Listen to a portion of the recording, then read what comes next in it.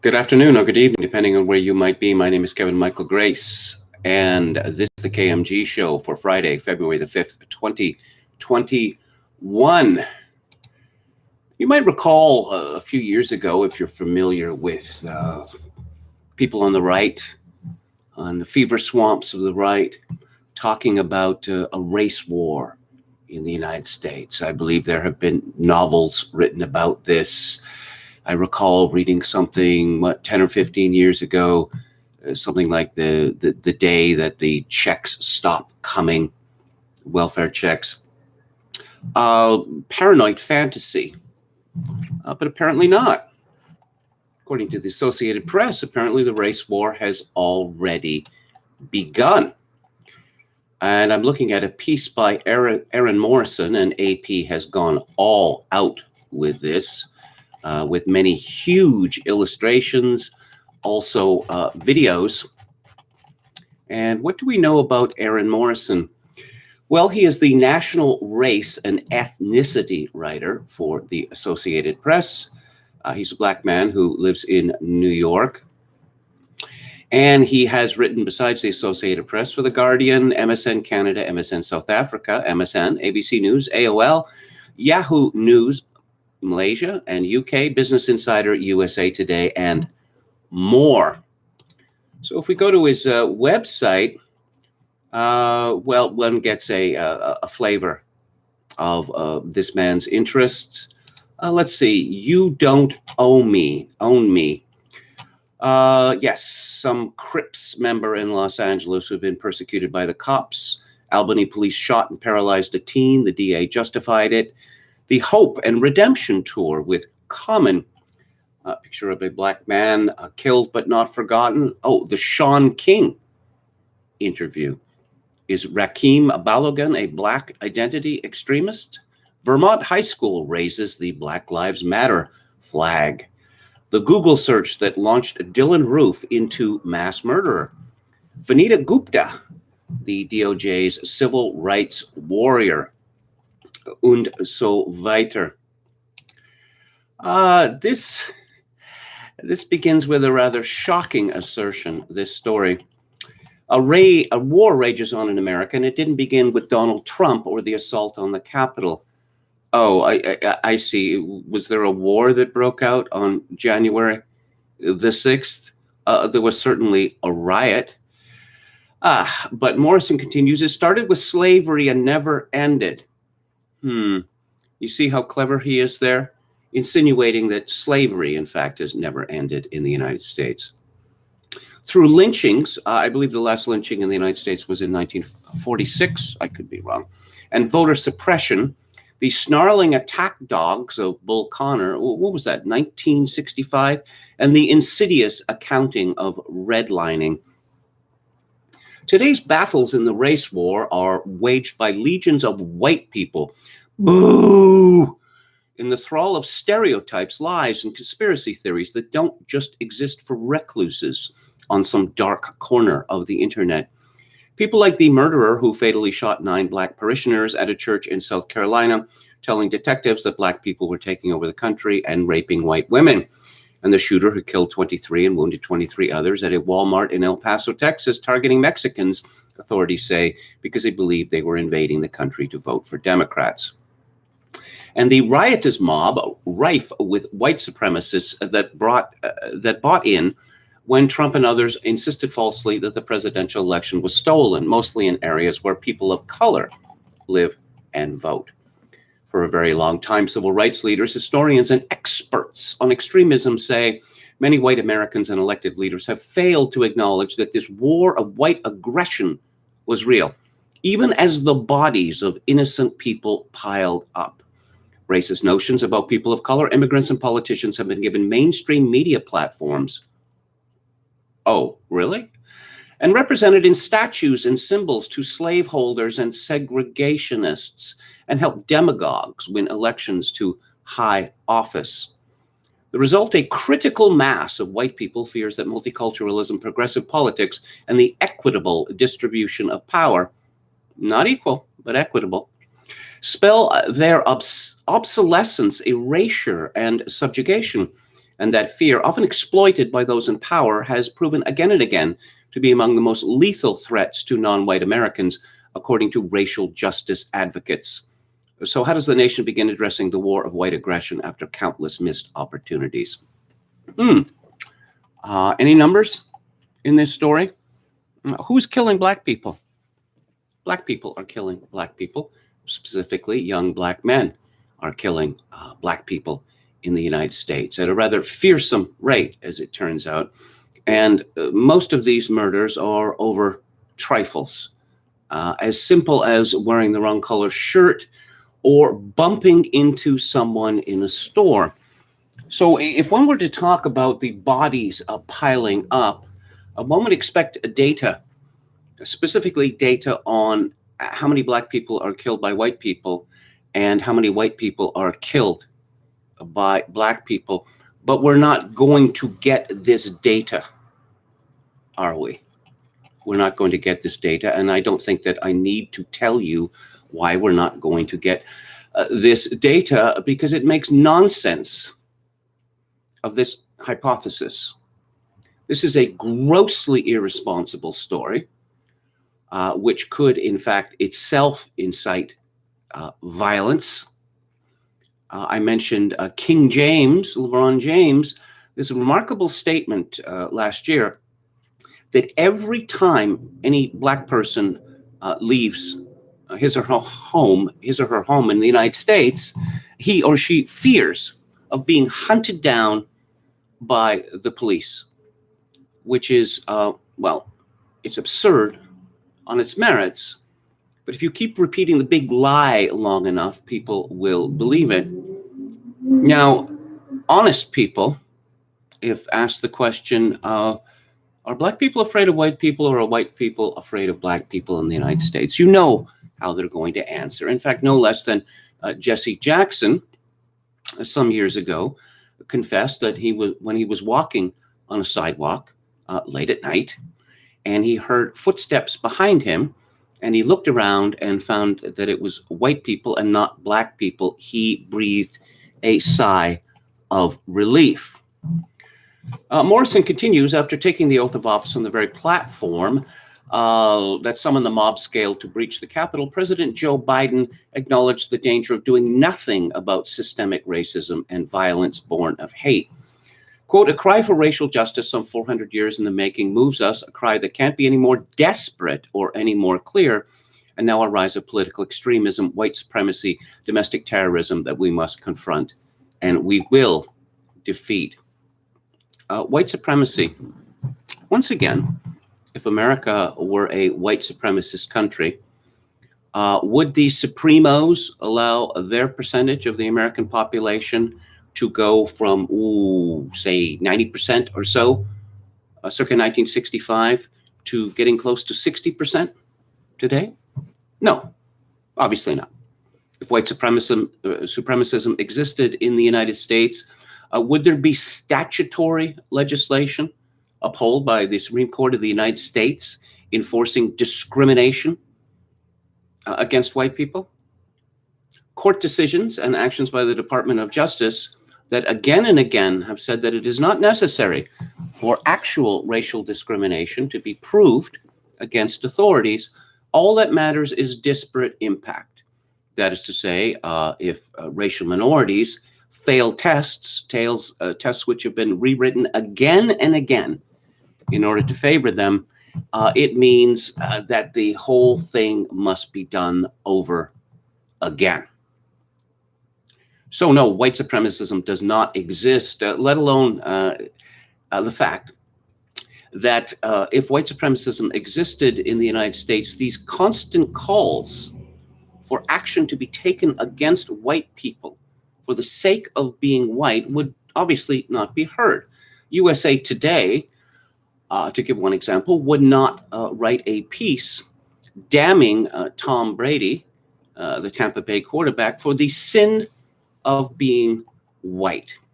But let's go to one of these experts the Reverend William Barber II, a civil rights leader and co-chair of the Poor People's Campaign, a multiracial coalition that aims to lift millions out of poverty and oppression, says it starts with collectively refusing to have political debates rooted in lies and racist tropes. Quote, white supremacy, though it may be targeted at Black people, is ultimately against democracy itself. The collateral damage when you keep unleashing the lies, sow the wind, and pour this poison into the veins of people is the system becomes so septic that violence spews out of it. So again, we're going to talk about white violence. We're not going to talk about violence committed by groups other than whites. Historically, white supremacy has advanced in lockstep with fears of Black political power after the Civil War, when formerly enslaved people got the right to vote and hold office. The white response included Jim Crow segregation, voter suppression, and oppression through law enforcement. Well, okay, the Civil War ended in 1865. Yes, and Jim Crow did come into power in the South. This was all swept away during the 1960s, which are now more than 50 years ago. But apparently that doesn't make any difference.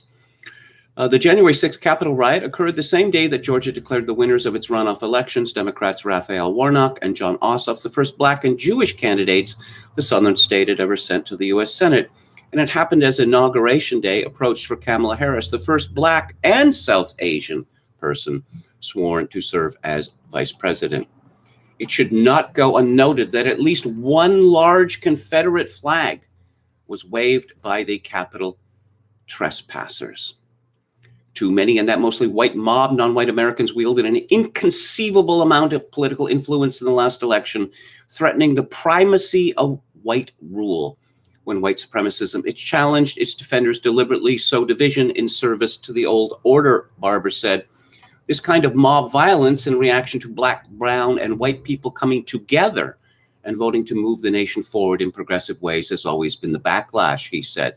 Oh, I haven't seen any mention here of the Black Lives Matter riots that burned down, smashed, destroyed large parts of many American cities last summer. But of course, that's because Black Lives Matter has nothing to do with Black supremacy. It's curious, though. It's curious, though, that we live in an age where to utter the statement or to put up a sticker on a lamppost that says it's okay to be white is considered incendiary, hate speech, and incitement to violence. It's okay to be white is considered incendiary hate speech.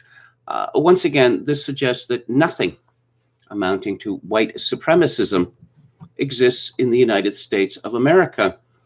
Orrin Siegel, vice president of the Anti-Defamation League's Center on Extremism, said addressing the war of white aggression also requires that we stop using benign terms like culture war to describe violence that literally kills Americans. Again, there has been no mention in this essay of the violence that literally kills Black people by Black people, or the violence of white people being killed by racial minorities. All somebody had to do was actually look at the dead bodies and the killers to realize that the threat of domestic white supremacist violence had been with us for quite a while. Once again, Donald Trump lost the election in November. And curiously, seeing as Donald Trump was supposedly the white supremacist candidate, and if America is a white supremacist country, why would Trump have lost the election? On Monday, the Southern Poverty Law Center, and I'm not even gonna continue that. Oh, here's our friend Christian Piccolini again, a former far-right extremist who founded the de-radicalization group Free Radicals Project, and who is funding this project and other such projects. Said it's become easy to otherize and ignore white people who support far-right movements or join hate groups. But for too long, he said, that has been part of a collective denial among white people that a real-world violent threat exists. What? That makes no sense at all, but never mind. We have to understand that if we want to prevent this in the future, we have to examine our history. 400 years of what I would classify as our nation's potholes, said Piccolini, who's not very good with words, who last year released the anti-extremist book Breaking Hate, published by whom? And who paid for this? And this goes on and on and on and on. But once again, I will point out that this is the big lie. Because who is killing whom? Who is afraid of whom in America? Let's go to the chat. Hello to Big D, Enrun, Picasso 88, Tony V. I'm worrying about drone strikes. I will be getting to that. British American says, what is your opinion of fellow Canadian Christopher Plummer? I was lucky enough to share a word or two with him in Ottawa in the early 90s after his one-man show titled A Word or Two Before You Go. Well, Christopher Plummer was one of the greatest actors of his generation, and a Canadian, of course. He went to Britain to make his fortune. That's what Canadians used to do before they all go to the United States now. Here's a funny story about Christopher Plummer. That when he was a young, very young actor in Toronto, he got on a streetcar in Toronto with an actor friend, and they spoke in a very exaggerated, like non-city accent. And they were talking about how they were going to Grosvenor Street. And oh boy, they couldn't wait to get to Grosvenor Street. It's Grosvenor Street, actually. And they just, as the streetcar got closer and closer to Grosvenor Street, they just kept, well, I can hardly wait till someone tells us when, we're there at Grosvenor Street. And everyone in the streetcar was so embarrassed that the streetcar went past Grosvenor Street. As it got further and further away, and everyone on the streetcar got more and more embarrassed and staring at their shoes, they shuffled off. They shuffled off the streetcar, looking as if this was the worst day of their life, to their later great amusement. British American points out that Plummer's grandfather was Sir John Abbott, third Prime Minister of Canada. Anwar says he was a great actor. I loved him in The Sound of Music. Yes, he's delivered many fine performances. I quite liked him. This is not a very good movie. The Dragnet movie with Tom Hanks and Dan Aykroyd. He plays a rather sinister religious cult leader. He's quite delightful in that. Good in Silent Partner, says Picasso 88. Okay. What else do we have here? Chogokin 666 says, I propose a moratorium on Democratic polls, speaking until the stimulus checks are mailed. Christopher Lee was great in The Man with the Golden Gun, says Chogokin 666. Yeah, it's not such a good movie. What is a good movie is The Wicker Man. No, not the one with the bees, the original one. Steve says, no statistics or argument will convince someone to give up a notion that is central to their identity. You are quite right about that. Absolutely quite right. We need our own myths. George Sorrell pointed out the necessity of this. The other side has myths. We do not have myths. Now, by myths, I do not mean falsehoods. It is perfectly possible for a myth to be rooted in reality. But no, please stop oppressing us. Please stop being mean to us. Please stop calling for our extinction. We'll be ever so nice in the future and ever so grateful for what you let us keep. No, it's not going to work. It's simply not going to work.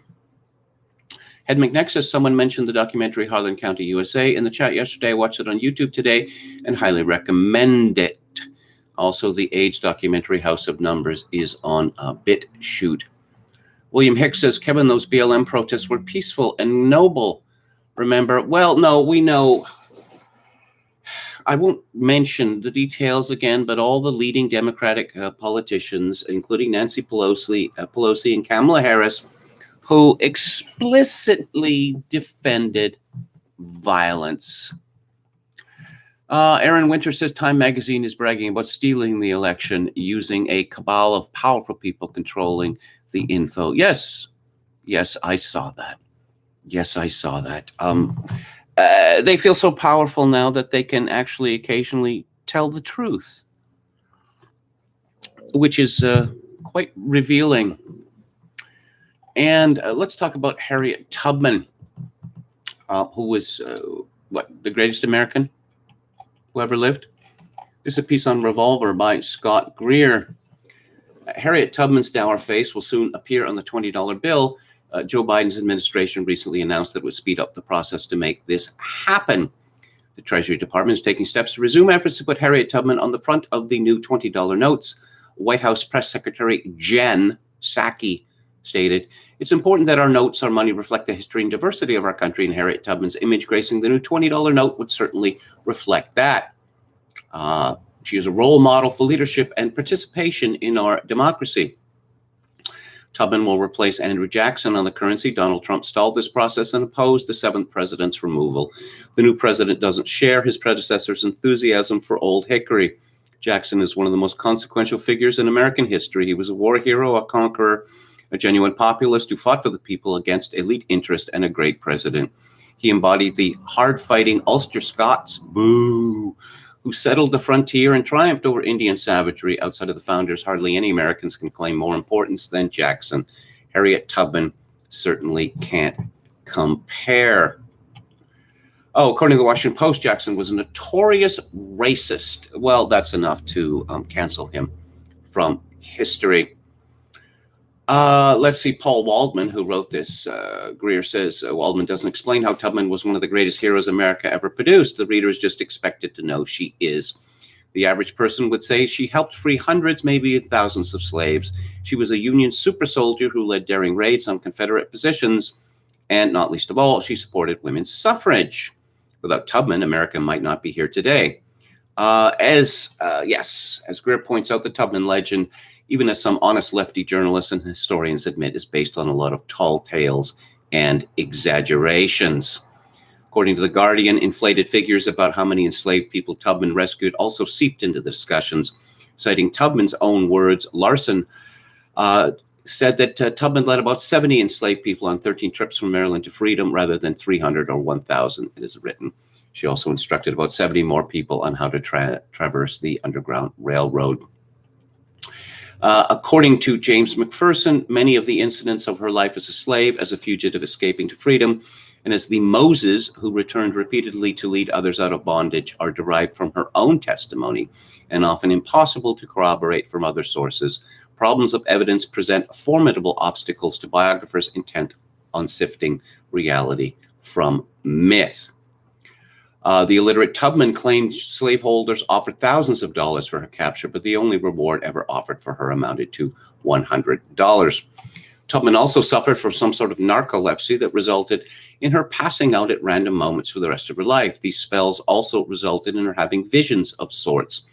As McPherson describes it, during these seizures, she often experienced dreams or visions, even hallucinations, sometimes with powerful religious overtones. More than once, she said that God had spoken to her, unquote. This medical condition casts doubts on her own claims. It would have been very difficult for someone with this condition to successfully conduct dangerous slave escapes that left little time for sudden seizures.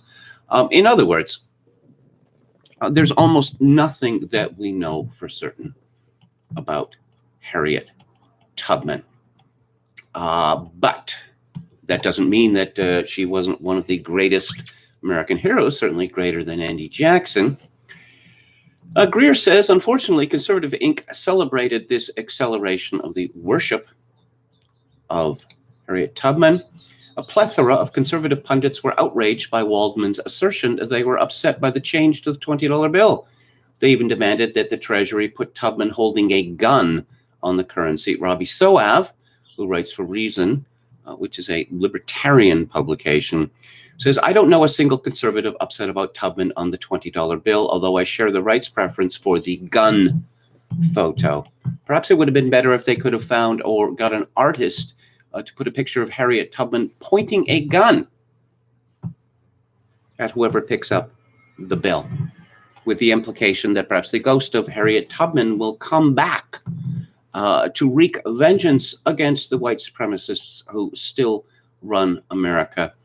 Yes, conservatives, I'm sure they're delighted about the dethronement of Jackson from the $20 bill, because conservatives revel in their own humiliation. Greer concludes, the significance of the Tubman 20 will be felt on a daily basis when a heritage American picks up a $20 bill and sees Tubman's grimace staring back at him. He's reminded it's not his country anymore. Like Andrew Jackson, he's just another bigot waiting to be replaced.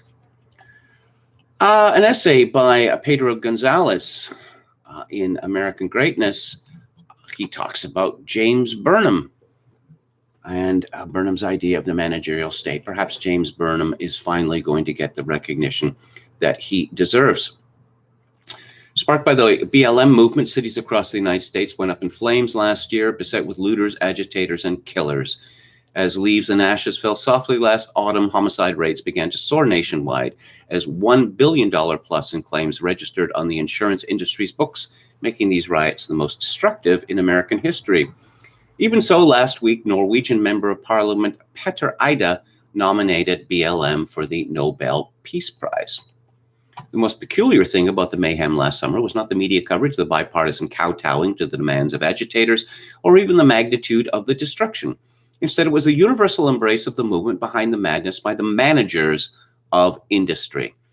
A week after a gunman shot and killed federal officer Patrick Underwood while a Black Lives Matter protest roared on nearby, as riots were gaining momentum across the country, Twitter CEO Jack Dorsey encouraged his followers to download Signal, an encrypted messaging app. Signal served as an organizing tool for BLM activists to conspire away from prying eyes. 3 days after Dorsey tweeted that thoughtful tip, looters killed a retired African-American police captain named David Dorn as he tried to protect a friend's pawn shop in St. Louis, Missouri. Dorsey is not alone. The number of corporations that back the cause and continue to support it is dizzying.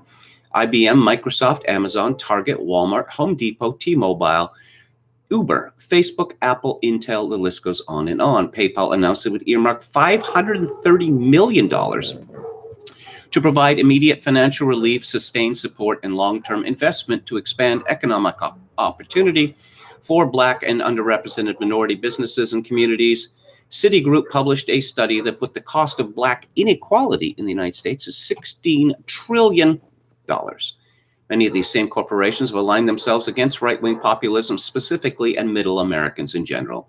A single solitary riot on January 6th by Trump supporters provoked their purge from the internet, the financial strangulation of allied lawmakers, the denial of services to both, the shuttering of bank accounts, and more. All, ironically, under the pretense of combating extremism, a justification the industry managers most usually use to quell an online popular revolt. And, of course, he's talking about GameStop. Well, the scale of all this is unprecedented. The fundamentals are not new. Corporations support and court social upheavals because that is a far more effective way than force to neutralize them.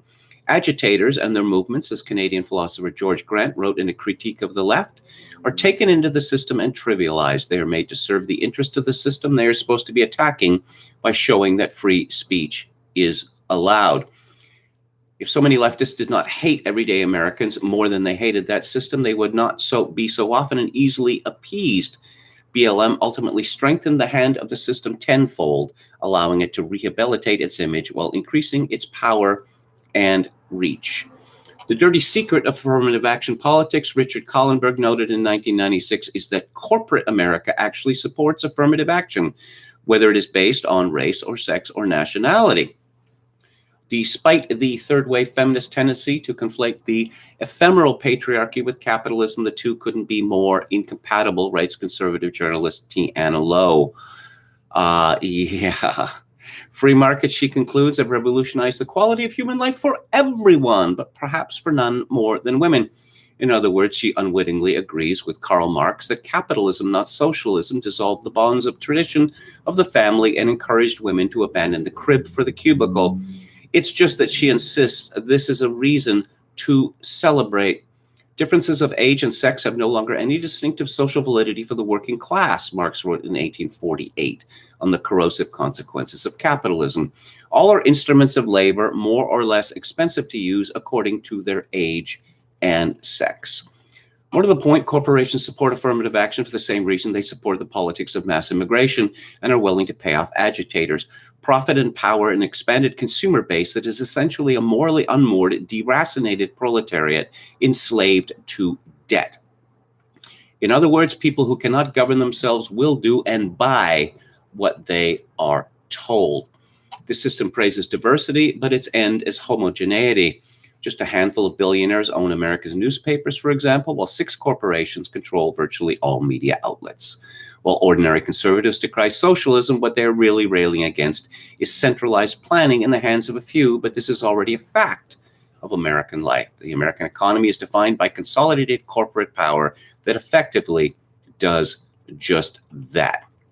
The traditions, symbols, and heroes of historic America naturally come under attack because they are representations of differentiation, thus barriers to creating a homogenized mass society fit for mass consumption and production. Indeed, corporations have spearheaded the deconstruction of American civilization and the creation of new, more easily managed one. Thus, the myth of democratic capitalism in reality is an expression of the personal and group interests of an oligarchy that casts itself and its actions as serving the public interest. The truth is that the political economy of the United States is no longer capitalism, but managerialism, which slit capitalism's throat sometime in the 20th century following the Great Depression and 2 world wars, replacing the bourgeois elite of yesteryear with managers presiding over a system that separates ownership and control. Whatever its theoretical limits, to defend what people are pleased to call American capitalism today is to garland the ideological change of a ruling class that is hostile to private property, genuine small business, and traditional institutions, because all these are impediments to the growth and control of the managerial class. So Burnham vindicated. There is a class of managers, and this class is pretty much interchangeable. They move from one industry to the other. They are experts in business, and but they're not responsible, strangely. When the managerial elite screws up a business, it's never their fault, strangely. Let's see. The active heads of government bureaus, wrote James Burnham, are managers in government the same or nearly the same in training functions, skills, habits of thought as the managers in industry. Kyle Rittenhouse. So here is Nicole Hemmer of CNN instructing stupid people what law and order actually means. On Tuesday, prosecutors revealed that they had lost track of Kyle Rittenhouse, a 17-year-old Illinois resident accused of killing 2 people at anti-racist protests in Wisconsin last August. That's what they were, anti-racist protests in Kenosha. And apparently, anti-racism requires the smashing of glass, mass looting, and mass burning, because that's all contained within the rubric of anti-racism. Rittenhouse, who was pleaded not guilty to 2 counts of homicide and a felony count of attempted homicide, was seen recently partying with Proud Boys and flashing white power hand signs while out on bail. What would that be, the OK sign? Is that what it would be? His legal team now says he is in a safe house after receiving death threats and that they need to keep his location a secret. In the meantime, he's become a folk hero in some conservative circles, with his name appearing on T-shirts declaring Rittenhouse did nothing wrong. Right-wing activists have raised more than $2 million in donations for a legal defense fund. The glorification of Rittenhouse, who apparently believed himself to be in Kenosha as part of a militia, and whose lawyers have said was acting in self-defense, is part of a rising cult of the vigilante, one that has found an eager following in the past 5 years. I wonder why that might be. Could it be that when BLM rioters or Antifa rioters start smashing things, looting things, setting things on fire, that the police sit on their hands? Hammer continues, the embrace of these armed suspects might seem to contradict the right's law and order message because, yes, please, CNN, tell us all about law and order. You were certainly on the side of law and order last summer in America's cities, weren't you, CNN? But vigilante violence has often been part of law enforcement in the United States, a complement to state power rather than a threat to it. Both have been required to uphold America's racial order. Oh, here we go. And both will need to be radically reimagined or dismantled if the country is to have a fair and equitable justice system. Yes, but the rich people will continue to live behind iron gates with their private police who are in no way vigilantes. Oh, look, here's a picture of Clint Eastwood in Dirty Harry. Which says something or other. I don't know what. Dirty Harry was actually a policeman, although his methods were unorthodox. A disgusting story, again from CNN, Nadine Schmidt. A former secretary from the Stutthof Nazi concentration camp has been charged with complicity in the murders of 10,000 people, German prosecutors said Friday, in what is a rare case involving an alleged female concentration camp staff member. Prosecutors in Itzehoe did not name the woman, but said in a statement that they charged her with aiding and abetting murder in more than 10,000 cases, as well as complicity in attempted murder. How far do we want to extend this principle?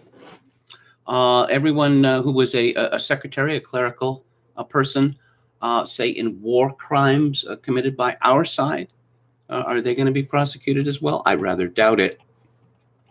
She will face a juvenile court because she was under 18 when she served in Stutthof. Okay, she served there between June 1943 and April 1945, and as my arithmetic tells me, the youngest she could possibly be would be 94 years old. So here we have a teenage girl pressed into service. And so let's see. Let's wait 75 years, more than 75 years before prosecuting this woman. To the benefit of whom, I wonder. Oh, and this story ends on just a risible note. An estimated 6 million people, Jewish people, were killed in Nazi concentration camps during World War II. I tend to go with the estimate of 5.1, but that's not particularly important. Also killed were hundreds of thousands of Roma people and people with mental or physical disabilities. Oh, no one else was killed? There were no Poles, say, killed. There were no priests killed. There were no Ukrainians killed. There were no Germans killed. No. It's history as understood by CNN. And, okay, so soon, everyone who was involved in World War II in any way will be dead. There's just a handful left. So what will happen then? I suspect that we will see demands to prosecute the dead. I first wrote this, I don't know, some 20 years ago as kind of a joke, but I no longer believe it to be a joke. This is from the Associated Press. President Joe Biden will freeze Donald Trump's planned withdrawal of some U.S. troops stationed in Germany. The announcement from White House National Security Advisor Jake Sullivan came ahead of Biden's visit to the State Department. Okay. Trump last year, despite congressional resistance, announced plans to redeploy about 9,500 of more than 34,000 U.S. troops from West Germany. Joe Biden is sending a message to his messengers. 2 weeks into the presidency, Biden is visiting the State Department, that was yesterday, to underscore his promise to restore a multilateral approach to U.S. foreign policy and mark his administration's re-engagement with the international community. Stories that I've read recently indicate that the German military is pretty much in complete disarray, that they can hardly muster any planes. So I guess it's the duty of the American taxpayer to defend Germany from, who exactly? Germany is having problems with the Alliance for Deutschland, which, I don't know, maybe made an unparty. So perhaps the U.S. government, U.S. troops could take part in that. Also, Germany and much of the rest of the European Union is very unhappy with Poland. Apparently, a bunch of reactionaries are in charge there who do not celebrate reproductive rights and the like. So perhaps, American troops could be used to, move into Poland and teach these far-right extremists a lesson. Perhaps that's what's in store. Yes, the future of the GOP. Again, from Associated Press, Steve Peoples. Over the course of 24 hours this week, House Republicans voted to defend a freshman conspiracy theorist. Don't they have editors anymore? This suggests that, she just got into the whole conspiracy business. How about a freshman congresswoman conspiracy theorist with a history of violent rhetoric and a mainstream party leader who backed Donald Trump's impeachment? The seemingly conflicting moves signal that Republican leaders, particularly in the House, are betting they can return to political power by cobbling together a coalition featuring both pro-Trump extremists and those who abhor them. The votes also suggest that Washington Republicans are unable or unwilling to purge far-right radicals from their party, despite some GOP leaders' best wishes.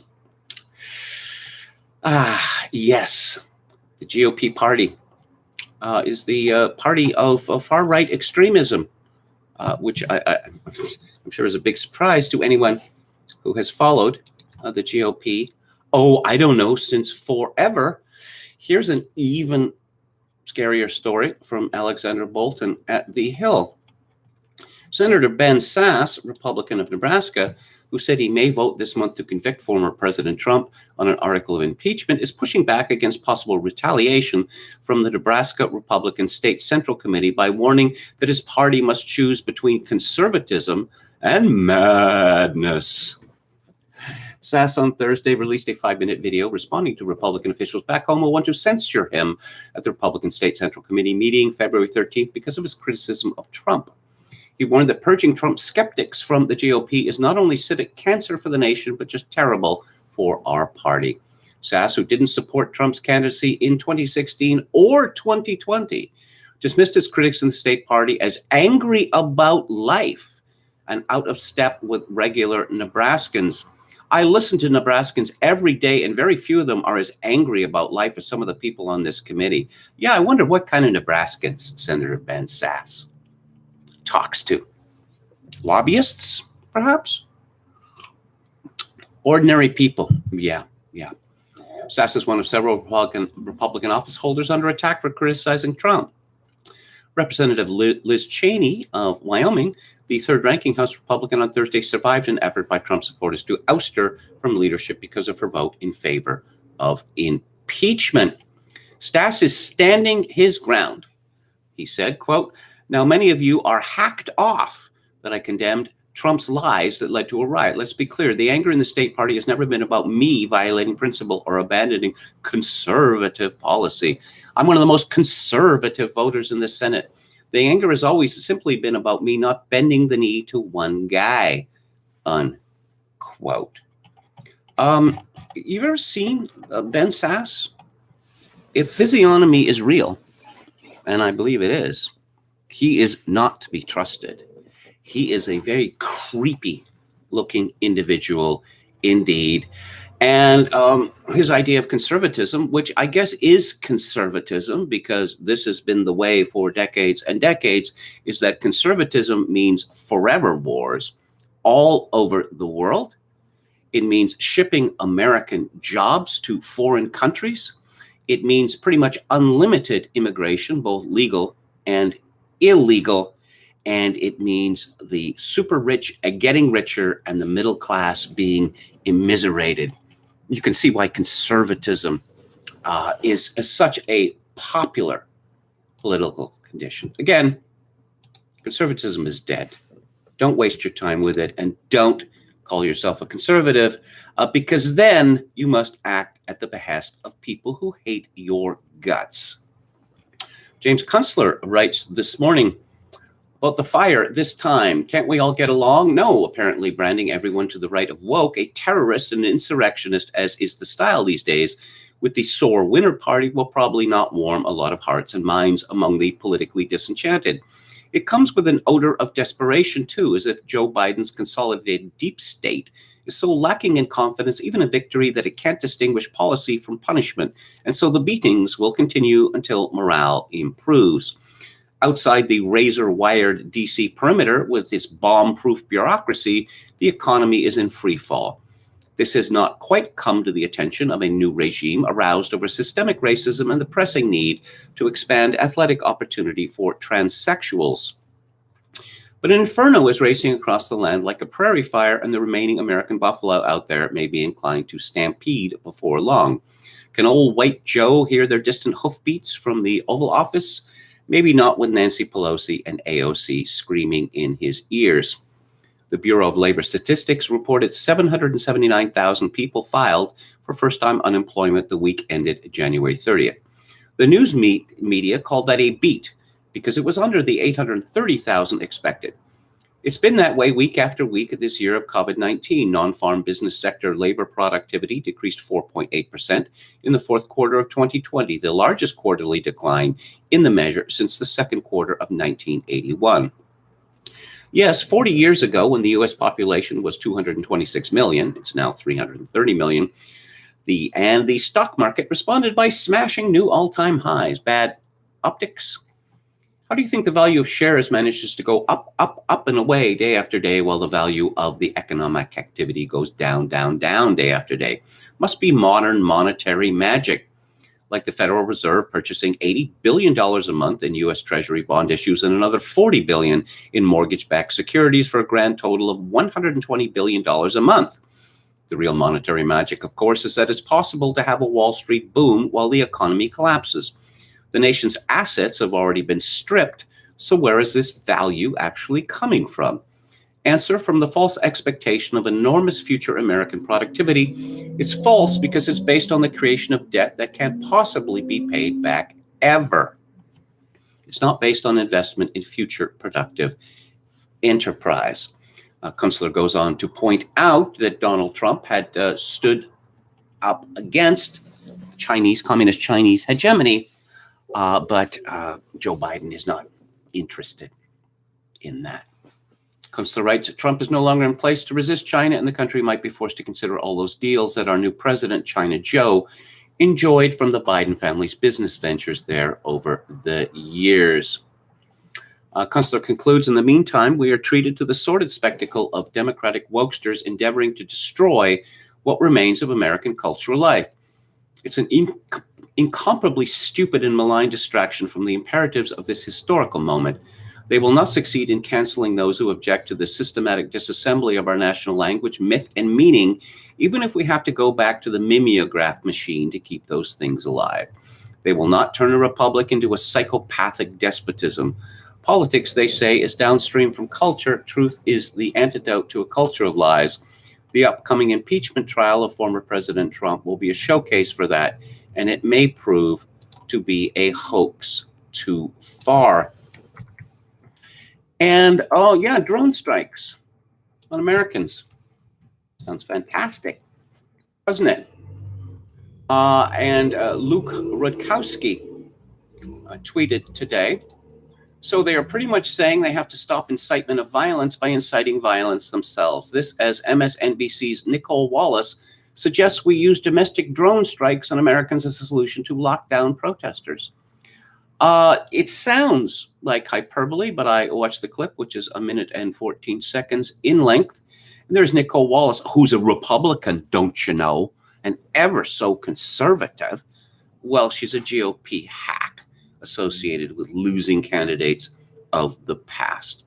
So she starts talking about how the Americans droned to death people in foreign countries for inciting violence. So now apparently people who support Trump or believe Trump myths, or people who are against lockdowns, are part of this same dangerous group. And she gets right up to the edge of actually suggesting that the United States government launch drone strikes in America against people for their pro-Trump opinions. Yeah, how about that, eh? How about that?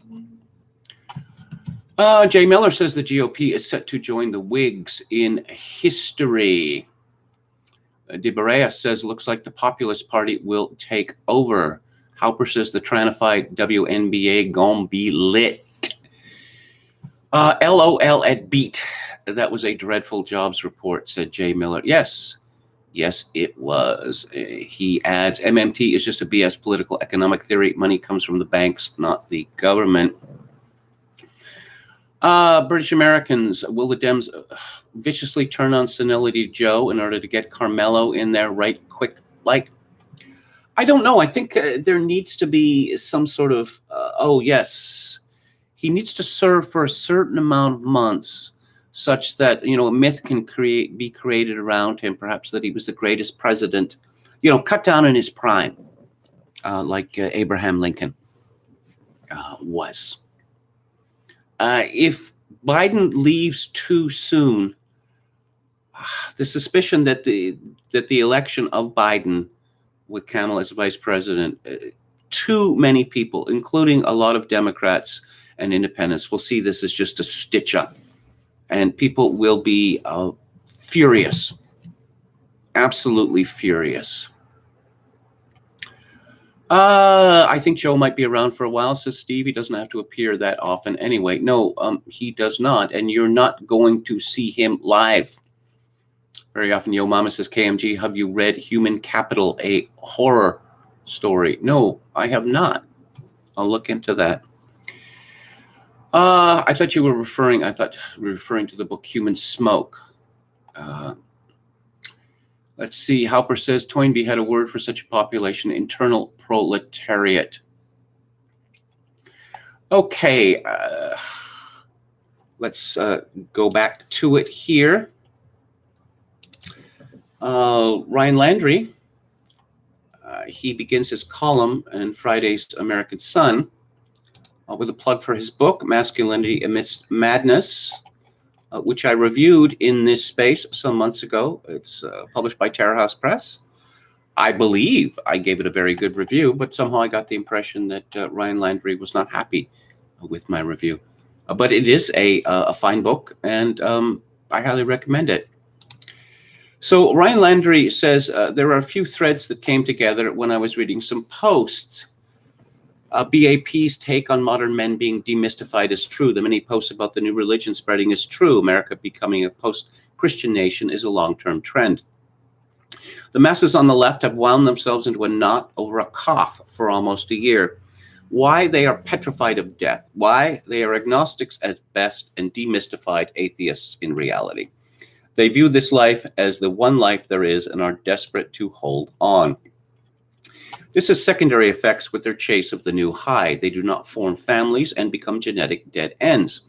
Every focus is on the here and now. Very little thought is given to the near or even far future. They have compressed time horizons. This makes conversations about difficult problems near impossible. They cannot comprehend nor want to, and they will be distracted. The normie is eternal. It is not just lives, but normies have become this way as well. Kids and the afterlife matter. No children means no investment in the future. No belief in the afterlife means they'll cling to this life with all they have. Another element is no fear of judgment. No one to call their bet and see their hand. No devil to fear. No God to stand before and face the actions of their lives. YOLO and no worries. Do what thou wilt.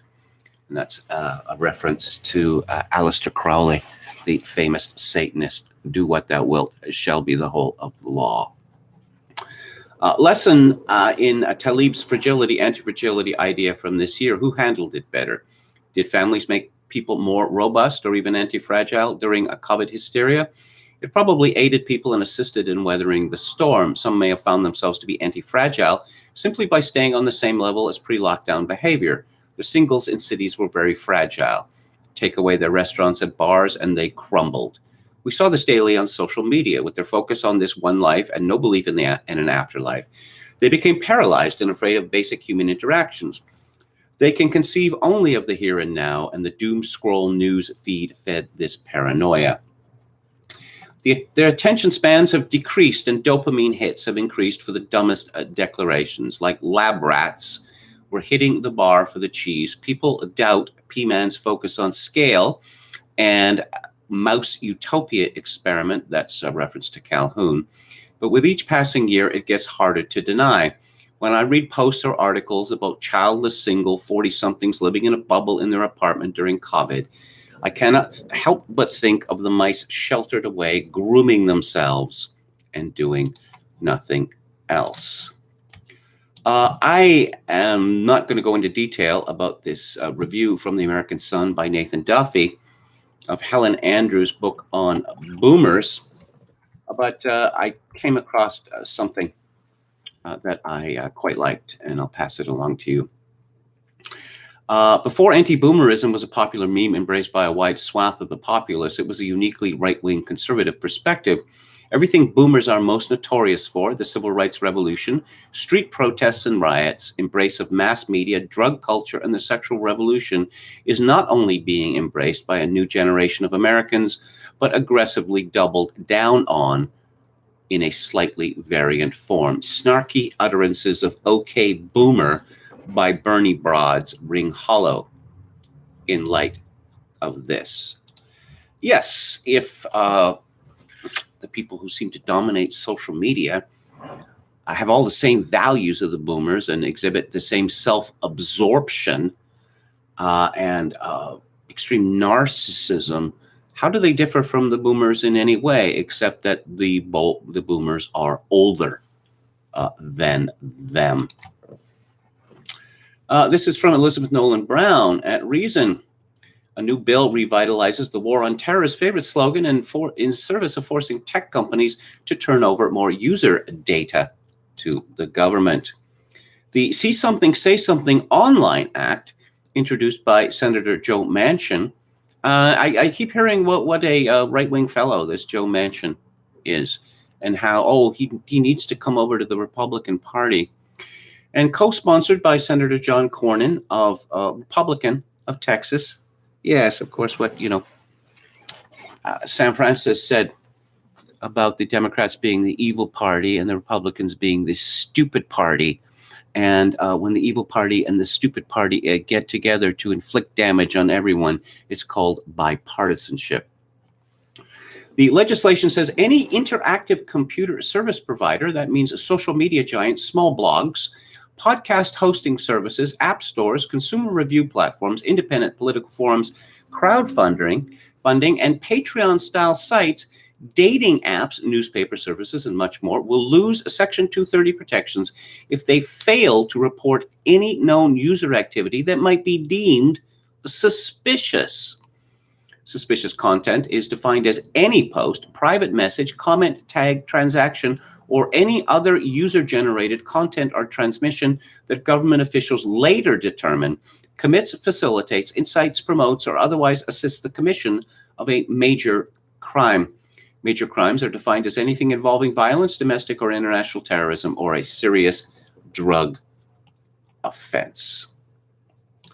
Well, I guess Americans have got that to look forward to. There's a piece in the Tablet magazine, once again, the Jewish Tablet, not the Catholic Tablet, by Lee Smith from February the 3rd, called The 30 Tyrants. The deal that the American elite chose to make with China has a precedent in the history of Athens and Sparta. In Chapter 5 of The Prince, you see how this is all coming together? Niccolo Machiavelli describes 3 options for how a conquering power might best treat those it has defeated in war. The first is to ruin them. The second is to rule directly. The third is to create therein a state of the few which might keep it friendly to you. The example Machiavelli gives of the last is the friendly government Sparta established in Athens upon defeating it after 27 years of war in 404 BC. For the upper caste of the Athenian elite, already contemptuous of democracy, the city's defeat in the Peloponnesian War confirmed that Sparta's system was preferable. It was a high-spirited military aristocracy ruling over a permanent servant class, the helots, who were periodically slaughtered to condition them to accept their subhuman status.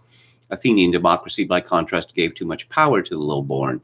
The pro-Sparta oligarchy used their patron's victory to undo the rights of citizens and settle scores with their domestic rivals, exiling them and executing them and confiscating their wealth. The Athenian government, disloyal to Athens' laws and contemptuous of its traditions, was known as the 30 Tyrants, and understanding its role and function helps explain what is happening in America today. For my last column, I spoke with the New York Times' Thomas Friedman about an article he wrote more than a decade ago during the first year of Barack Obama's presidency. His important piece documents the exact moment when the American elite decided that democracy wasn't working for them. Blaming the Republican Party for preventing them from running roughshod over the American public, they migrated to the Democratic Party in the hopes of strengthening the relationships that were making them rich. A trade consultant told Friedman, quote, "The need to compete in the globalized world has forced the meritocracy, the multinational corporate manager, the Eastern financier, and the technology entrepreneur to reconsider what the Republican Party has to offer. In principle, they have left the party, leaving behind not a pragmatic coalition, but a group of ideological naysayers," unquote. Undergirding the globalist enterprise was China's accession to the World Trade Organization in 2001. For decades, American policymakers and the corporate class said they saw China as a rival, but the elite that Friedman described saw enlightened Chinese autocracy as a friend and even as a model, which was not surprising given that the Chinese Communist Party became their source of power, wealth, and privilege. Why did they trade with an authoritarian regime and by sending millions of American jobs off to China, thereby impoverish working Americans? Because it made them rich. They salved their consciences by telling themselves they had no choice but to deal with China. It was a big, productive, and efficient, and its rise was inevitable. Golly, just like communism was. Besides, the American workers hurt by the deal deserve to be punished. Who could defend a class of reactionary and racist ideological naysayers standing in the way of what was best for progress? Yes, riding the media tsunami of Trump hatred, the China class cemented its power within state institutions and security bureaucracies that have long been democratic preserves. It's a curious thing, you know. Trump was a xenophobe. Yes, what's all this talk about China? China as the enemy. China is committing a genuine genocide against the Uyghurs. It is literally attempting to breed them out of existence. China is authoritarian in a way that I don't think, with its use of the latest technology, is authoritarian in a way superior, if you will, to any other country in history. And yet, apparently Russia is the big enemy, whereas China, no, China is the future.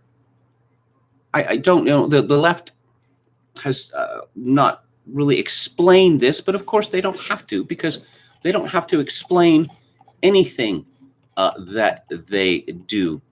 I mean, if it was a question of cozying up to China in order to hold off Russia, well, that might make some sense, but Russia is not a threat to anyone anymore. This is quite a long essay.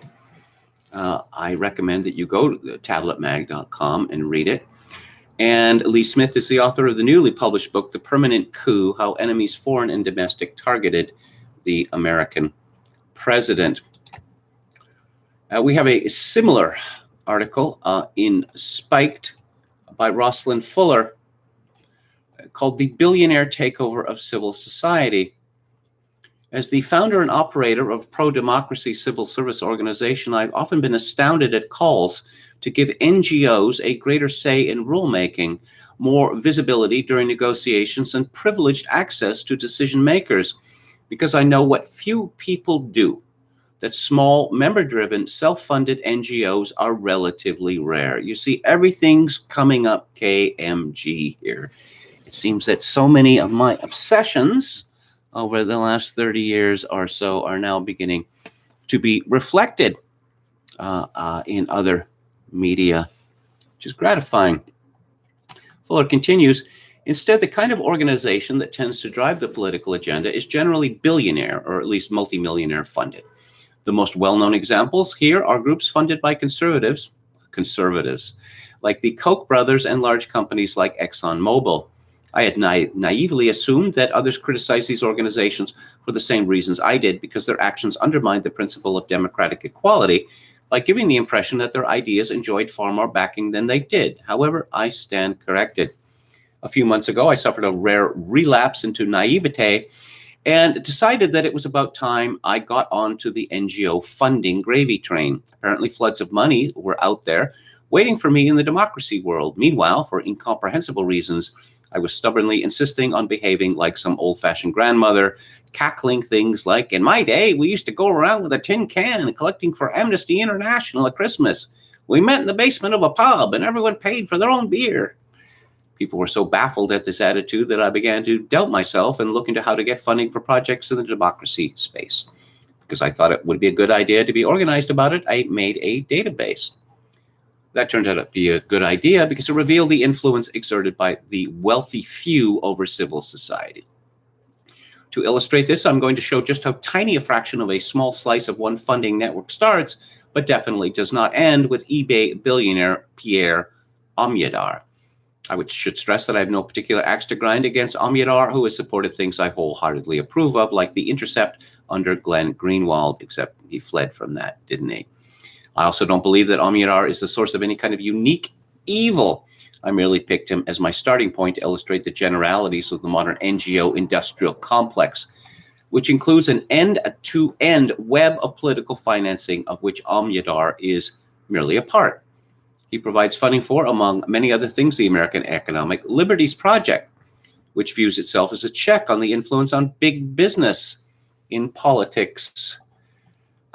And that is exactly what we're going to do here. Just wonder at the concentration of power behind a bazillion different brand names and hope people know how it understands their lives. Omidyar, whose Omidyar Network funds ALP, also funds the Democracy Fund, which in turn, together with the Knight Foundation, Quadrivium, the MacArthur Foundation, and Luminate, also funded by Omidyar, fund Democracy Works. Omidyar also funds Democracy Fund Voice, which in turn contributes to defending democracy together. Then there is Healthy Democracy, which is funded by the Democracy Fund, Silicon Valley Community Foundation, which also receives money from Democracy Fund, and the Ford Family Foundation. The Omidyar Network also co-funds New Public by Civic Signals, along with the Knight Foundation, One Project, the National Conference on Citizenship, and the University of Texas at Austin Center for Media Engagement. Of course, the University of Texas at Austin Center for Media Engagement is also funded by the Omidyar Network. The Democracy Fund, funded by Omidyar, the Knight Foundation, Robert McCormick Foundation, and Google. To name just a few others, the Ava Lovelace Institute also receives funding from Luminate, the Wellcome Trust, and Nuffield Foundation, while Tic Tech, a My Society event about civic tech, is funded by Facebook, Luminate, and Google, among others. Here's a tip. Whenever you hear the word democracy in an organization, you know you are dealing with neoliberals.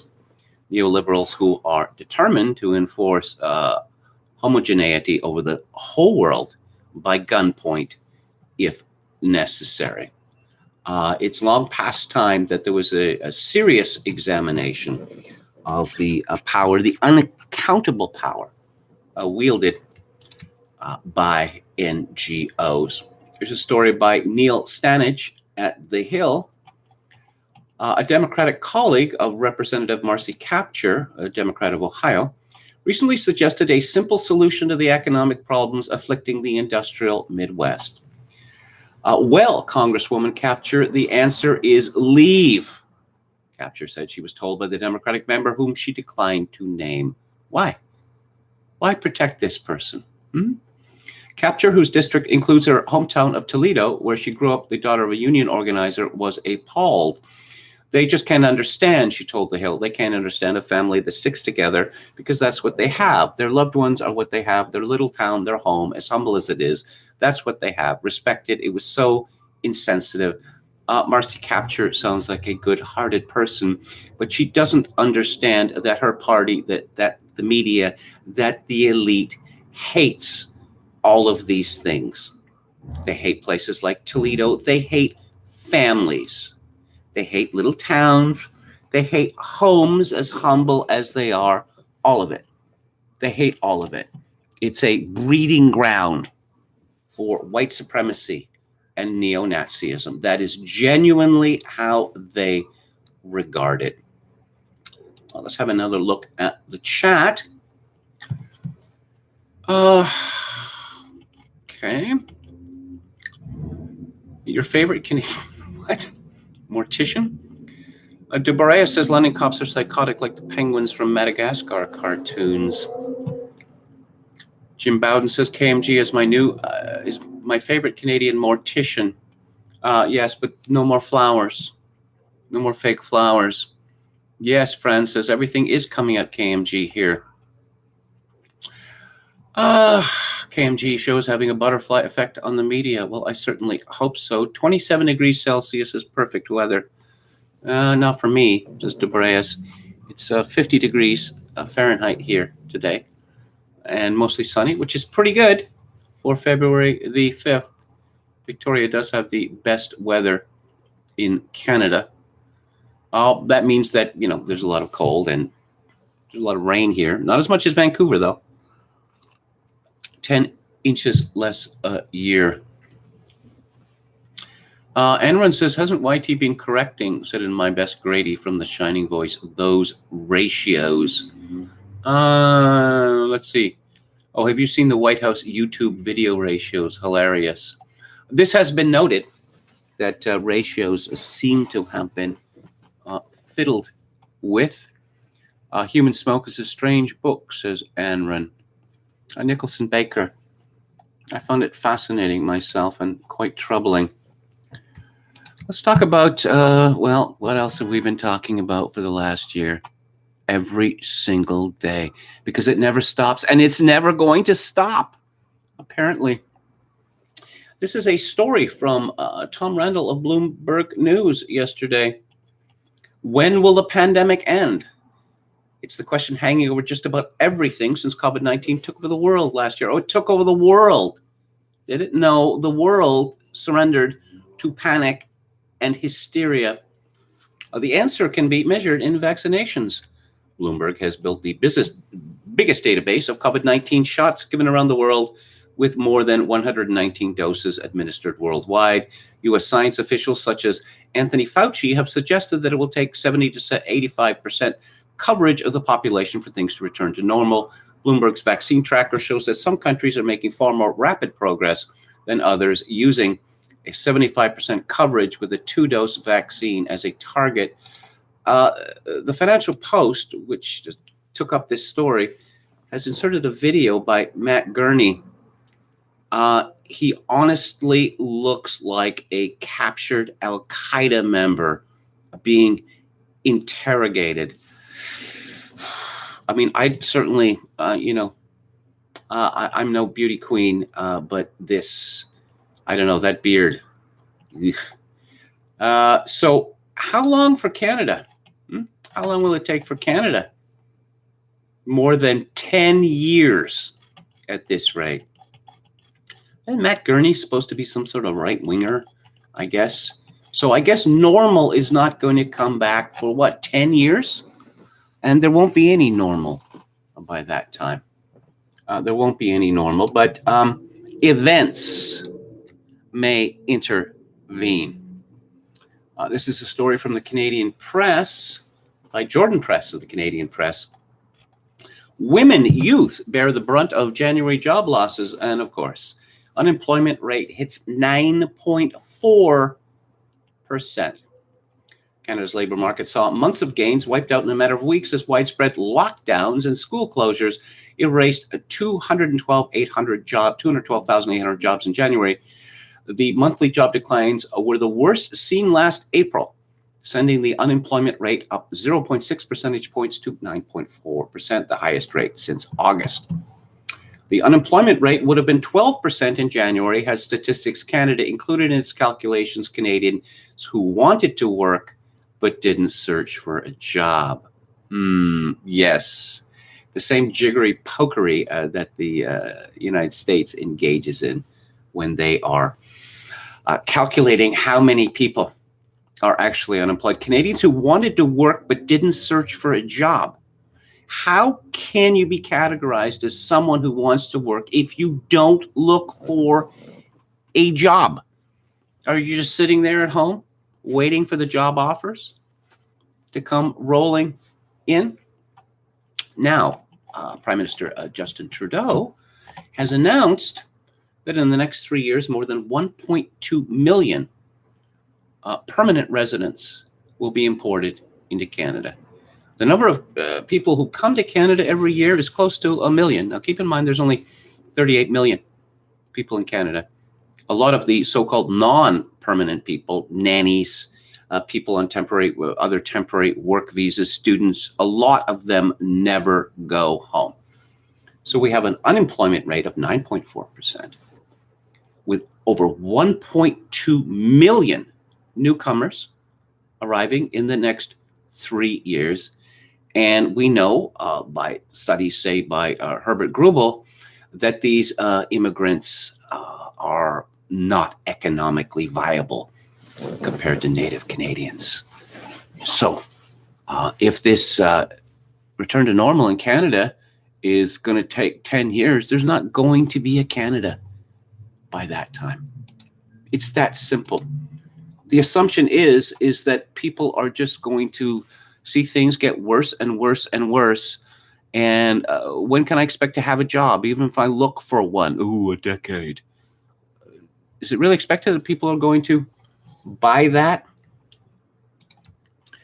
Lauren Gunter, my old friend and colleague, has a column in the Edmonton Sun, which has to do with this unfolding scandal that Canada is not doing very well in terms of getting vaccines. Not doing very well at all. But here's the headline: Liberals likely to be re-elected even though Trudeau messed up badly on vaccines. Now, of course, column writers do not write their own headlines, but here is the lead paragraph. You watch, despite Prime Minister Justin Trudeau's total train wreck on acquiring COVID vaccines, Toronto, Ottawa, and Montreal voters will ensure his Liberals win re-election, perhaps even this spring. I'm sorry to say this is the very worst kind of political commentary because it is manufacturing consent. Effectively, it's saying don't even bother, campaigning for or even voting for the Conservative or New Democratic Party, the Green Party, or whoever, or Maxime Bernier's party, because it doesn't matter because Trudeau is going to win. There's a woman called Jen, not Jennifer, but Jen Gerson, who before the election in 2015, that the New Democratic Party won in Alberta, and of course the New Democratic Party had never been elected in Alberta before, and it had been Conservatives going back all the way to 1971, and before that it was the Social Credit Party going back all the way to 1935. They love one-party government in Alberta. So Alberta was heading into election, and she wrote this column saying, blah, blah, blah, who cares? The Conservatives are going to win. The Conservatives always win. And the Conservatives didn't win. That's why they hold elections. To tell people that they're simply wasting their time if they oppose the governing party is it's not my understanding of journalism. But, how about concentrating on policy, concentrating on ideas instead of, I've had a look at the latest polls. Who cares? Honestly, it's a waste of time.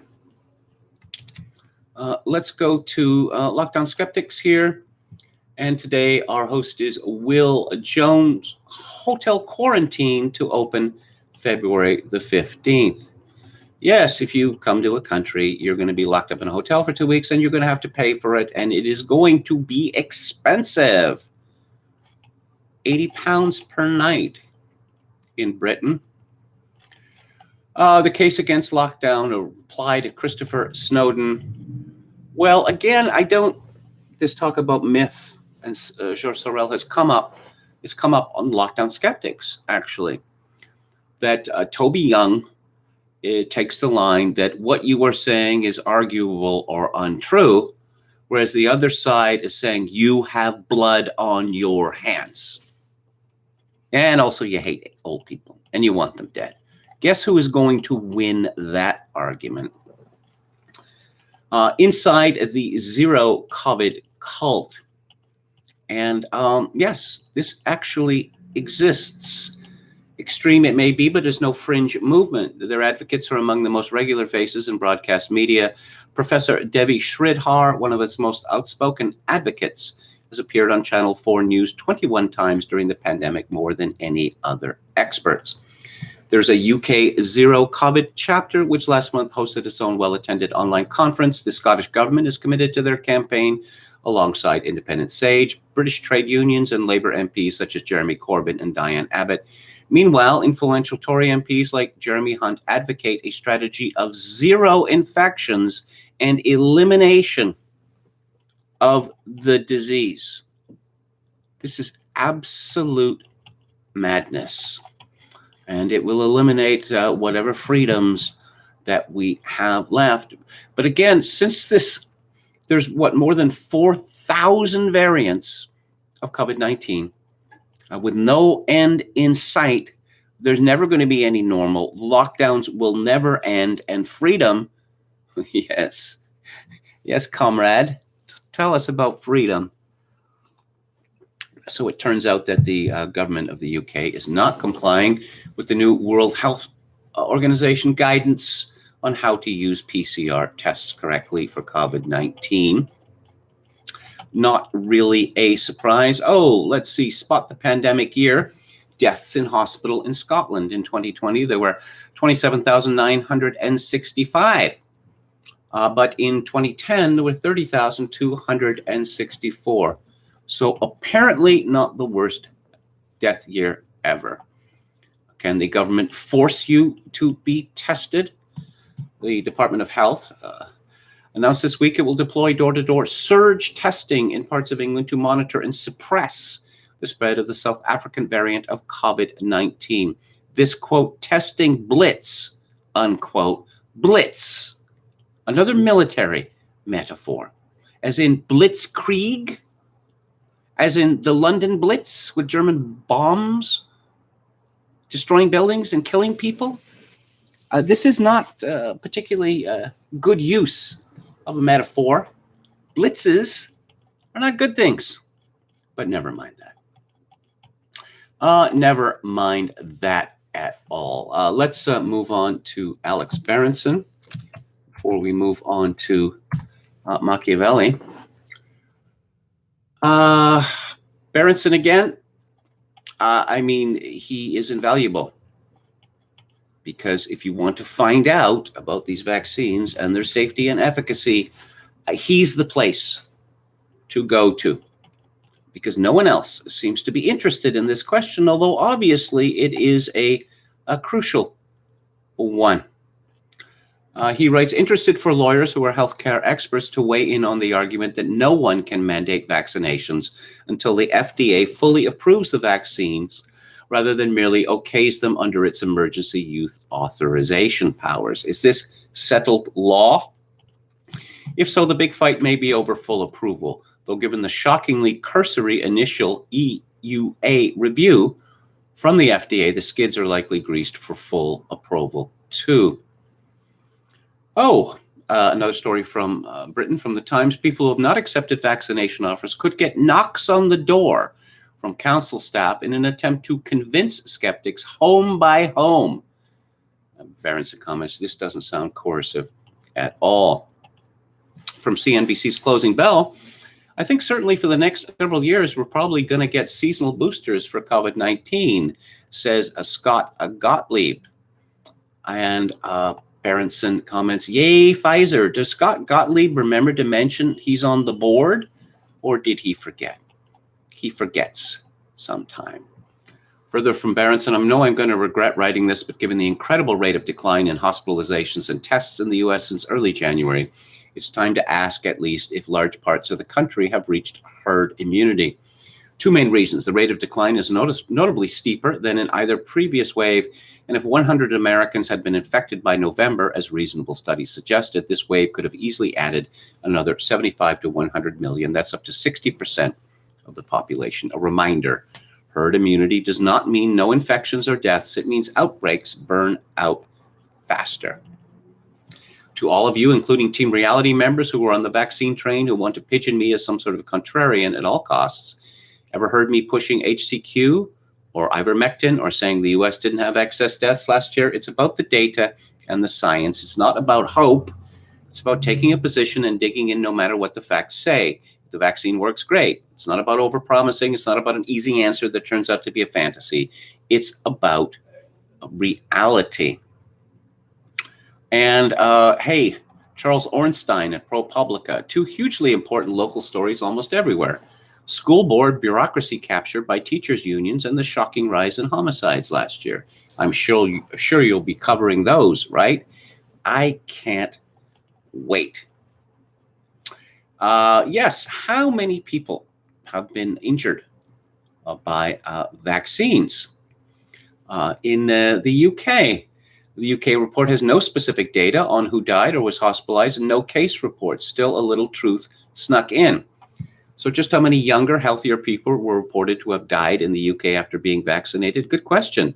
The answer is somewhere between 1 and 71. Your guess is as good as mine. So, yeah, let's talk about the nature of the ruling class, according to Gaetano Mosca. Burnham writes, the various sections of the ruling class express or represent or control or lead what Mosca calls social forces, which are continually varying in number and importance. By social force, Mosca means any human activity which has significant social and political influence. In primitive societies, the chief forces are ordinarily war and religion. As civilization grows, the number of the moral and material influences which are capable of becoming social forces increases. For example, property in money, as the fruit of industry and commerce, comes into being alongside of real property. Education progresses. Occupations based on scientific knowledge gain in importance. All of these, war, religion, land, labor, money, education, science, technological skill, can function as social forces if a society is organized in terms of them. From this point of view, it may be seen that the relation of a ruling class to the society which it rules need not be at all arbitrary. In fact, in the long run, cannot be. A given ruling class rules over a given society precisely because it is able to control the major social forces that are active within that society. If a social force, religion, let us say, declines in importance, then the section of the ruling class whose position was dependent upon control of religion likewise over a period declines. If the entire ruling class has been based primarily upon religion, then the entire ruling class would change its character if it were able to adapt itself to the new conditions, or would, if it cannot adapt itself, be overthrown. Similarly, if a new major social force develops, commerce, for example, in a previously agricultural society, or applied science, then either the existing ruling class proves itself flexible enough to gain leadership over this new force, in part, no doubt, by absorbing new members into its ranks, or if it does not, the leadership of the new force grows up outside of the old class and in time constitutes a revolutionary threat against the old ruling class, challenging it for supreme social and political power. Thus, the growth of new social forces and the decline of old forces is in general correlated with the constant process of change and dislocation in the ruling class. Note, Mosca talks about the ruling class being flexible and bringing in new and different members from forces outside of the old class. That has not happened with our ruling class. In fact, it continues to become more and more narrow. And this new class constitutes a revolutionary threat. That is to say, if the ruling class is not flexible enough dealing with social change, it will come to face a revolutionary threat, which is, I believe, the situation that we have reached in the West. Burnham continues, a ruling class expresses its role and position through what Mosca calls a political formula. This formula rationalizes and justifies its rule and the structure of the society over which it rules. The formula may be a racial myth, as in Germany under a Nazi regime, or in this country in relation to the Negroes or the yellow races. Rule is then explained as the natural prerogative of the superior race. Or it may be a divine right doctrine, as in the theories elaborated in connection with absolutist monarchies of the 16th and 17th centuries, or traditional Japanese imperialism. Then rule is explained as following from a peculiar relationship to divinity, very often, in fact, from direct blood descent. Such formulas were very common in ancient times and have by no means lost all efficacy. Or to cite the formula most familiar to us and functioning now in this country, he means the United States, it is a belief in the will of the people. Rule is then said to follow legitimately from the will or choice of the people expressed through some type of suffrage. Moscow writes, according to the level of civilization of the peoples among whom they are current, the various political formulas may be based either upon supernatural beliefs or upon concepts which, if they do not correspond to positive realities, at least appear to be rational.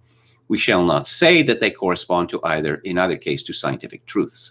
A conscientious observer would be obliged to confess that if no one has ever seen the authentic document by which the Lord empowered certain privileged persons or families to rule his people on his behalf, neither can it be maintained that a popular election, however liberal the suffrage may be, is ordinarily the expression of the will of a people, or even of the will of the majority of the people. And yet that does not mean that political formulas are mere quackeries aptly invented to trick the masses into obedience. Anyone who viewed them in that light would fall into grave error. The truth is that they answer a real need in man's social nature. And this need, so universally felt, of governing and knowing that one is governed not on the basis of mere material or intellectual force, but on the basis of a moral principle, has beyond any doubt a practical and real importance. And I would say that the idea that our elite rules on some kind of moral principle is in tatters. Burnham continues, since the problem of such formulas, ideologies, myths will occupy us at length later on, I shall note here only two further facts concerning them.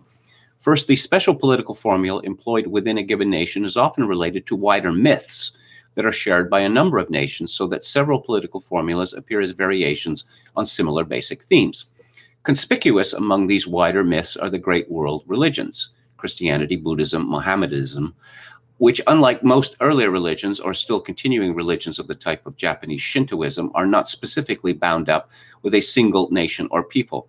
The myth, probably best expressed by Rousseau, which is built out of such ideas as the innate goodness of man, the will of the people, humanitarianism, and progress, and the contemporary myth of collectivism, which in Mosca's opinion is the logical extension of the democratic Rousseau myth.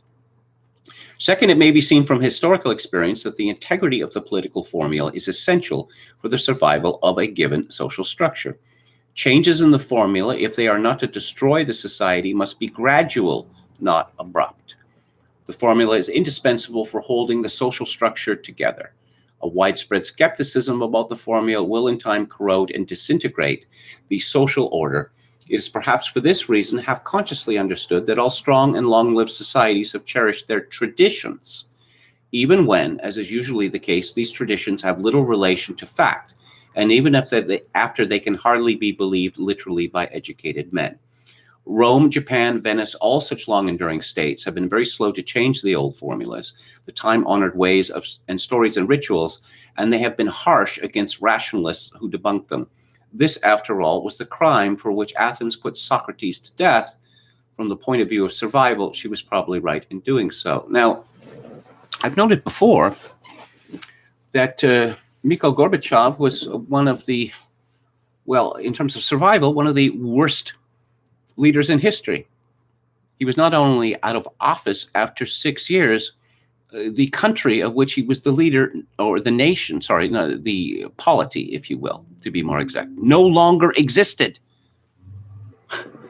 And how did this come about? Well, for various reasons. The Soviet regime was unstable in many ways. But what precipitated its very quick dissolution was the adoption of glasnost. We're going to be open. We have been forbidden in the past, well, the excesses of leaders such as Stalin have been denounced. But no, communism was good. Communism was history. Communism was science. But we can talk about anything now. And so a large number of people, including influential ones, began to put forward their belief that communism was wicked and always had been wicked. But communism was the basis of the Soviet Union, the USSR. So if communism is wicked and always has been, why should the Soviet Union still exist? And 6 years after Gorbachev came with his glasnost, the Soviet Union did not exist. In my country, since the 1960s, we've been told that, pretty much everything we thought we knew about Canada was wrong. Now, in the last 5 years, our elite has declared war on the very idea of Canada. And it's for that reason, primarily, that I believe that Canada is not going to exist for very long. All strong and long-lived societies have cherished their traditions. Well, what have we found out in the United States since Biden's election? That American tradition is evil. It's evil. Straight up evil. Now, this had been a trend amongst the elite for decades, but it has rushed forward so quickly as to destabilize the political formula of the United States. Burnham writes, changes in the formula, if they are not to destroy the society, must be gradual, not abrupt. The formula is indispensable for holding the social structure together. So what have we seen since Biden's inauguration? We have seen that the elite has announced and continues to announce that it is declaring war on the majority of Americans. I do not believe that is a political formula that can triumph for much longer. I want to mention something funny here a couple of funny things before I move on to the book club. I know it's a little late and I apologize for that. But as you know, the show isn't exactly plotted minute by minute. In Scotland, a group of students went to a modern art gallery and left a pineapple in an empty exhibit to see if people would think it was art. When they returned 4 days later, not only was the pineapple still there, it had been covered with a glass case. This is from the Twitter account Garbage Human. Here's another similar example from today.com. A group of teens managed to prank visitors at the San Francisco Museum of Modern Art when they turned a pair of ordinary glasses into their own art as a joke. And there are, in this Twitter thread, the responses, there are more examples. Back in the 1990s, when I was living in Edmonton, I was assigned a story to review some display or project at the Edmonton Art Gallery. It was, shall we say, not traditional art. And to my very great amusement, there was a device on the wall, planted in the wall and attached to the wall, which I figured out was used there to determine the humidity level in the room. Humidity must be controlled to avoid damaging the works of art. And I saw all of these people shyly walk over to this dial, which had a card in it, and there was some sort of device which made marks on the card, and it turned very slowly, and people would shyly walk up to this device, stare at it, from various angles. Very interesting art. And then a crowd formed. I wonder what I think about this. But that's the power of naming, isn't it? You say something is art, well, I guess it must be art. Immediately before I get to the book club, I want to talk about cartoons briefly. And a new show which has appeared. It comes on at 7 a.m. Monday to Friday on MeTV, the old man's TV station, which I watch. And it's called Tune In With Me. And it's an hour-long show of classic cartoons from Warner Brothers, MGM, Paramount. Apparently there'll be more from other sources. And Jerry Beck, who is, I don't know, the last word in writing about cartoons. He probably knows more about cartoons than anyone, and he's written several fine books, and he writes on the internet regularly. He writes at animationscoop.com since January 4th. The cable network and over-the-air broadcast subchannel MeTV has been running a weekday hour of classic cartoons, hosted by cartoon creator Bill Leff and his puppet companion, Toonie the Tuna.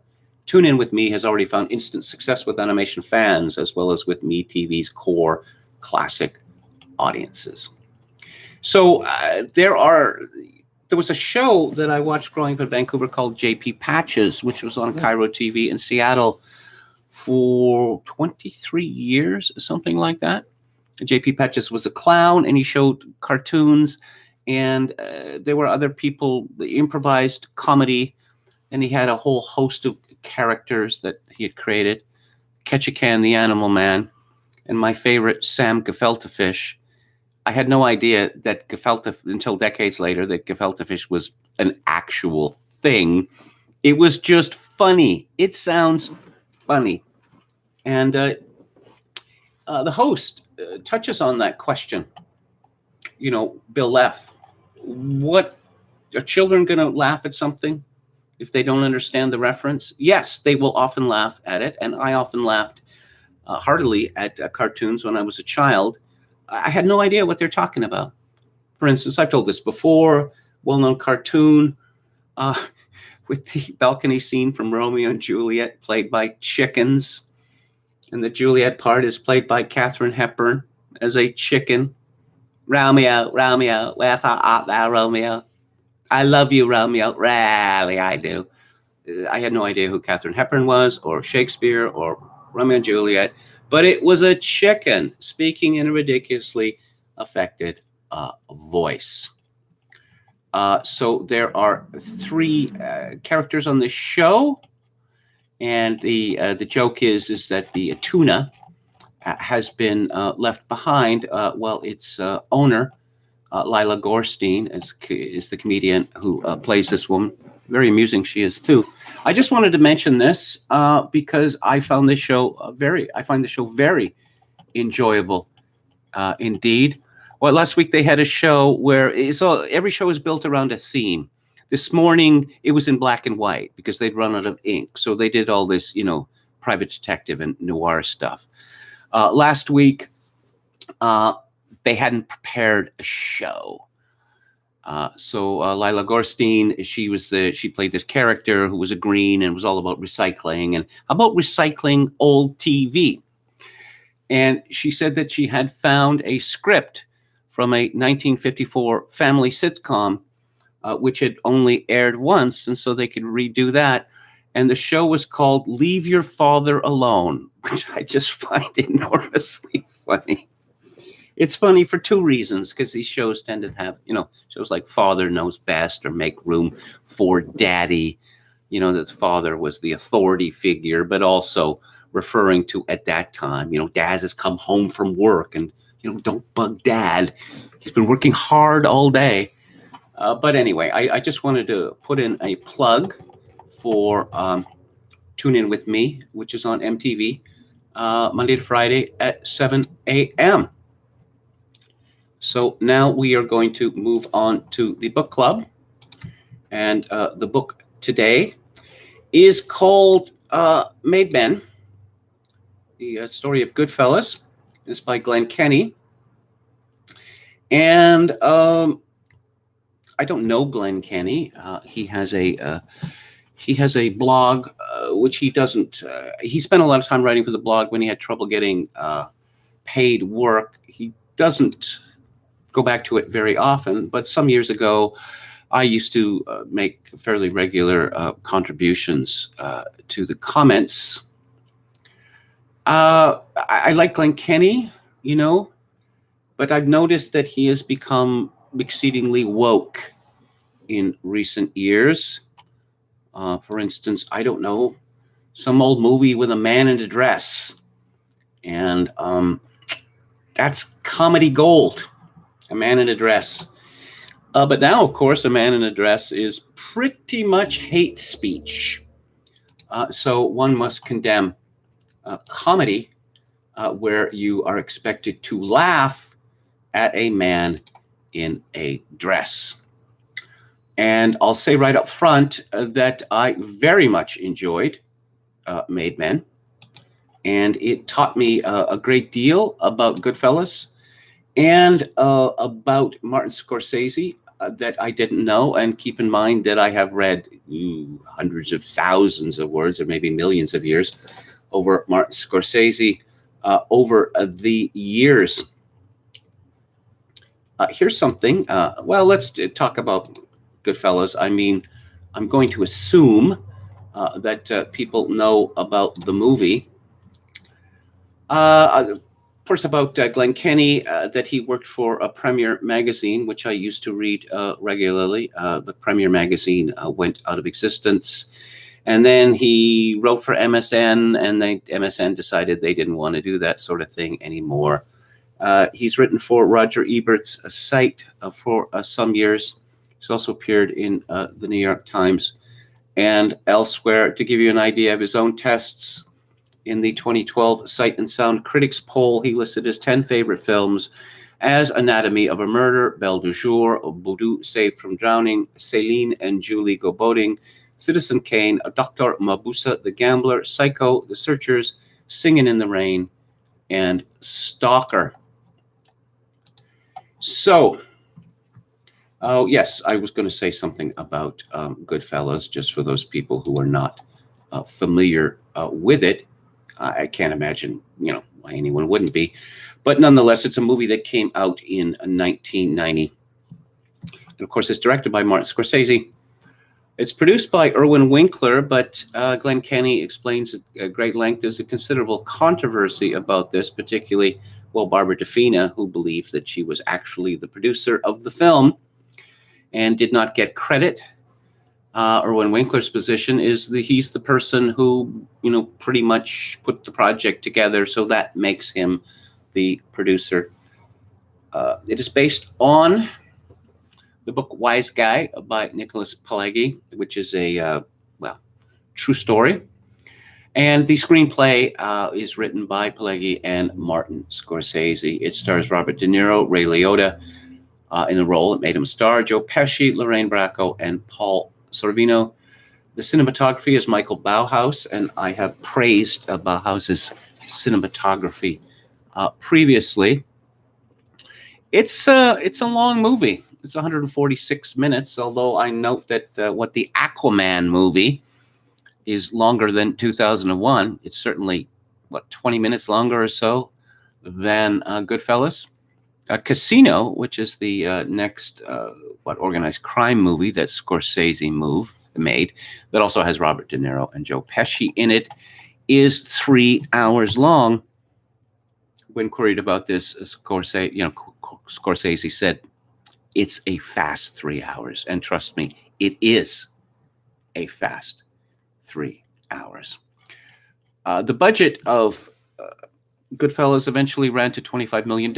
It took in $47.1 million at the box office, which means not a hit. In fact, based on its initial release, typically the metric is 2.5 times the budget in order to break even. So, no, but one considers, sales to television and now streaming, VCR, DVD, Blu-ray. I'm certain that Goodfellas has made a great deal of profit for Warner Brothers. Let's see. Glenn Kenny writes, Goodfellas would not see its first home video release on VHS tape until December 1992, over 2 years after its theatrical release. So far, 4 iterations of the movie have been released on DVD Blu-ray. It has performed well on home video, according to the website The Numbers, as of November 2009. Goodfellas had sold almost 69,000 units. Dances with Wolves, which was a competitor, as of January 2011, had sold 22,000 units. So Scorsese's picture has that going for it. Throughout the 1990s, the movie was referenced so consistently and constantly, it seemed by stand-up comics and in some sketch comedy that it felt like something that everyone had seen. And he mentions the influence on Quentin Tarantino, but Tarantino has a lot of influences. In 1997, Premiere Magazine, in its 10th anniversary issue, pronounced Goodfellas one of the 10 movies that rocked the world.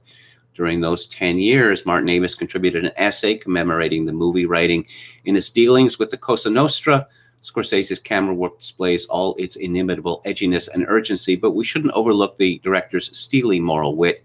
His goons see mob culture as a vibrant alternative to the schmuckville of 9 to 5. Scorsese insists, however, that they are money's slaves and money's fools, and he has them banged to rights." It's no secret, show creator David Chase has said many times there would be no Sopranos without Goodfellas. Michael Imperioli told me when I interviewed him. The Godfather had this towering mythical storybook aspect. Goodfellas is a very contemporary street movie. These are, in a sense, people you know, people who live next door to you, and I think that really makes it resonant in a specific way. The hook of The Sopranos, which premiered on HBO in 1999, was that of a mobster seeing a psychiatrist. This is also the plot of the Harold Ramis movie, Analyze This, made in the same year and starring Robert De Niro. De Niro would play the same cartoonishly neurotic mobster in 2002 sequel, Analyze That. Yes, this is it's very true about the Godfathers. The Godfathers, it's a family, a very powerful family. I don't know, like the Medicis or something like that. And Goodfellas is not like that at all. Lorraine Bracco's character, Ray Liotta's wife, says that she just sees them, as ordinary guys, who are willing to, to take chances, just to step out from Schmuckville, as it was. Just ordinary guys. And you see these guys spending a lot of time in bars and restaurants, and they boast about how much money they make, and how money is if it, falls from the trees. Actually, they just snatch it. But they don't seem to have all that much money.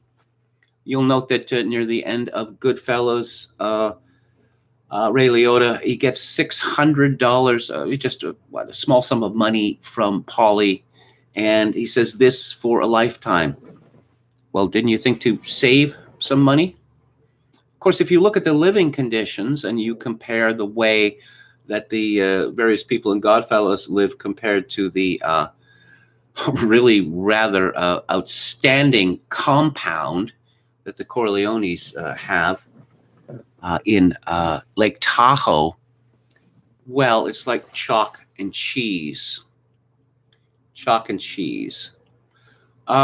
Very amusingly, I must say, Warner Brothers had some strange ideas about Goodfellas.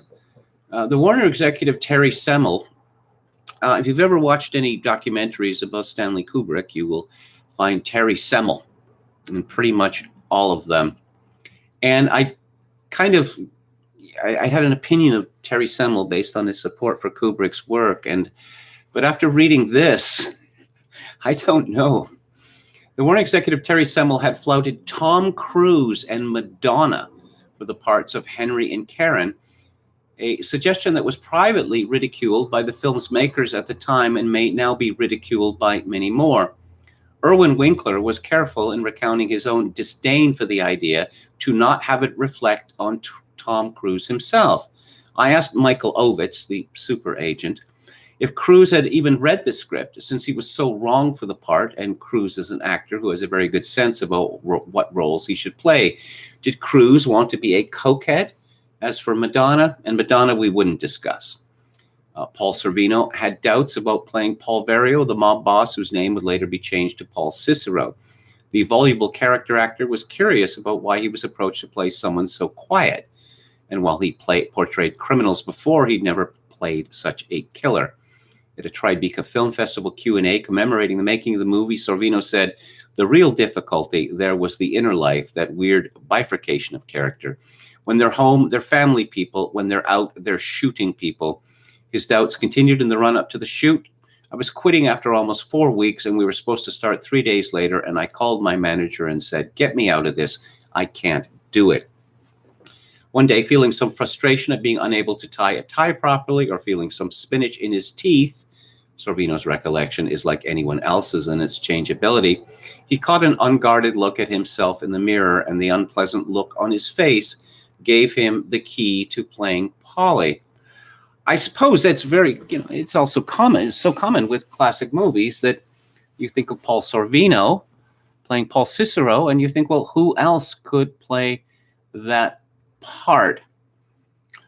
In his book, Erwin Winkler tells of a phone call in which Barbara DeFina complained that the studio was delaying a green light for the production, and that if one was not forthcoming, Scorsese would move to another picture. Winkler went to Terry Semel, who told him that with our casting of Ray Liotta and Joe Pesci and our budget of $16 million, you see how it went up to 22.5 by the end, he couldn't okay the film unless we had a major star for the other lead. After a lot of arguing, Semel said that if I gave him my word that we would get a major star for the third role, he would give Goodfellas the okay. I promised, but really had no idea who would play Jimmy Conway. Marty had an idea. He called me the next day and had spoken to Bob De Niro, and we had our star. And then Glenn Kenny goes into some detail about the very long history between Robert De Niro and Martin Scorsese. He notes that it was De Niro who brought the king of comedy to Scorsese. I am exceedingly fond of the king of comedy, but this movie, which has been reevaluated as the great film that it is, it was a box office bomb, and it was a critical bomb, and this supposedly was the end of Scorsese's career, that he was going to be put in director's prison. And it was even said that this was the end of that kind of film. Happily, Scorsese moved on to After Hours for his next film. And this began his comeback. There's a lot of discussion about how shots are set up in this, and also you learn about the critical importance of the assistant director on your film. For people who have only seen films from the outside, which I would include myself, this sort of thing is gold. Because, okay, you like this film, and okay, so you can credit various people, but how did this actually come about? How do films get made? Why do they look so good, or in some cases so shoddy or so risible? And Kenny is excellent. Is excellent about this. He's also very good in discussing actors and what they bring to the roles. For instance, one of the scenes in Goodfellas, which has meant so much to me, which I continue to find so enormously powerful, is the one where the Maury Kessler, played by Chuck Lowe, who owns the toupee shop, he has the idea for the heist. Typically, the fellow who has the idea for the heist, if it is successful, gets a very large cut. And so Maury is he's a gambler. Can't seem to hold on to money. And this is going to be the score which is going to set him right. Unfortunately, Maury is a thoroughly obnoxious person. Of course, pretty much everyone in this movie is obnoxious, but he's obnoxious in a different way. And after the heist, he wants his money. And he's, fully entitled to it, of course. But, as we learn, Jimmy Conway, Robert De Niro's character, he somehow comes to the conclusion that, no, the money belongs to him exclusively.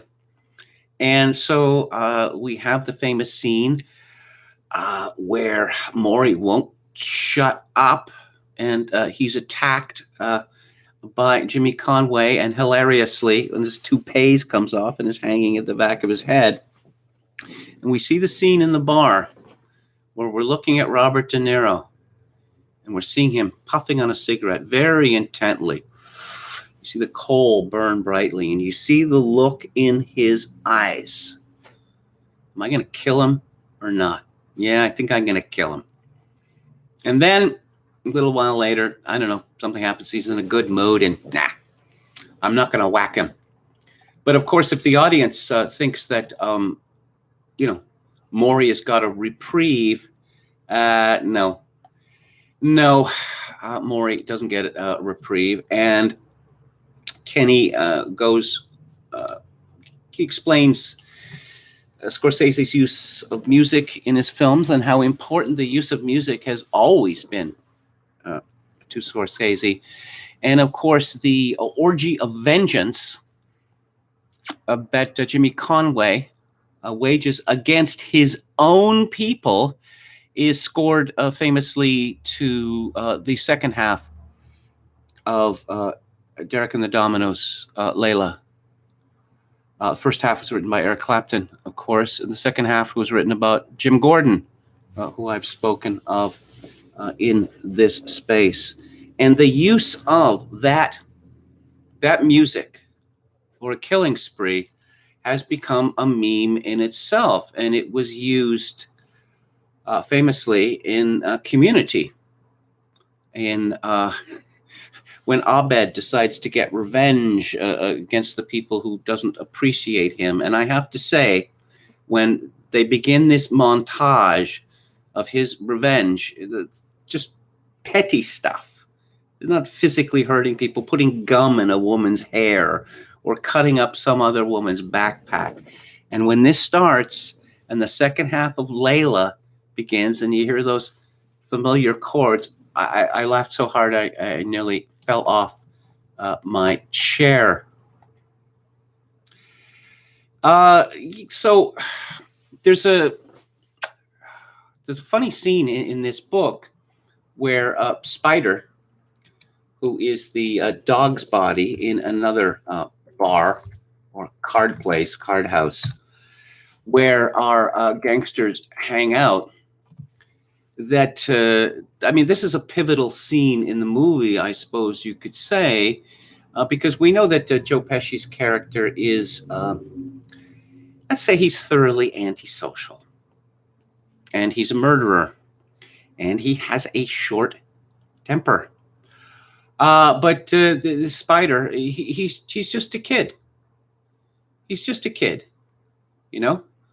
And when Joe Pesci first wounds him and then kills him, it's not possible to have any more shame or any more sympathy for Joe Pesci's character.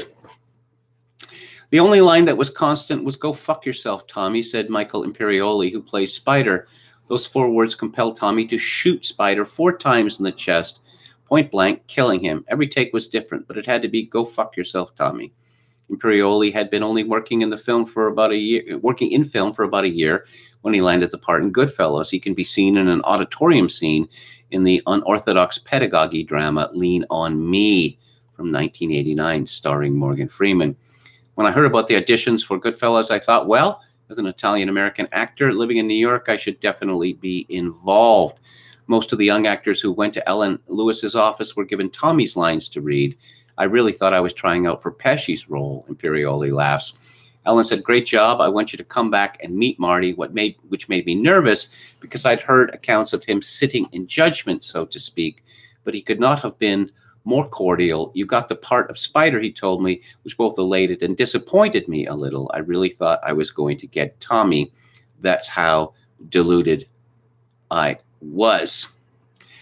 And we find out that when Spider hits the ground after being shot 4 times in the chest, he is holding a glass, which splinters while he's holding it. And of course, his hand is cut to ribbons and there's blood pouring out of it.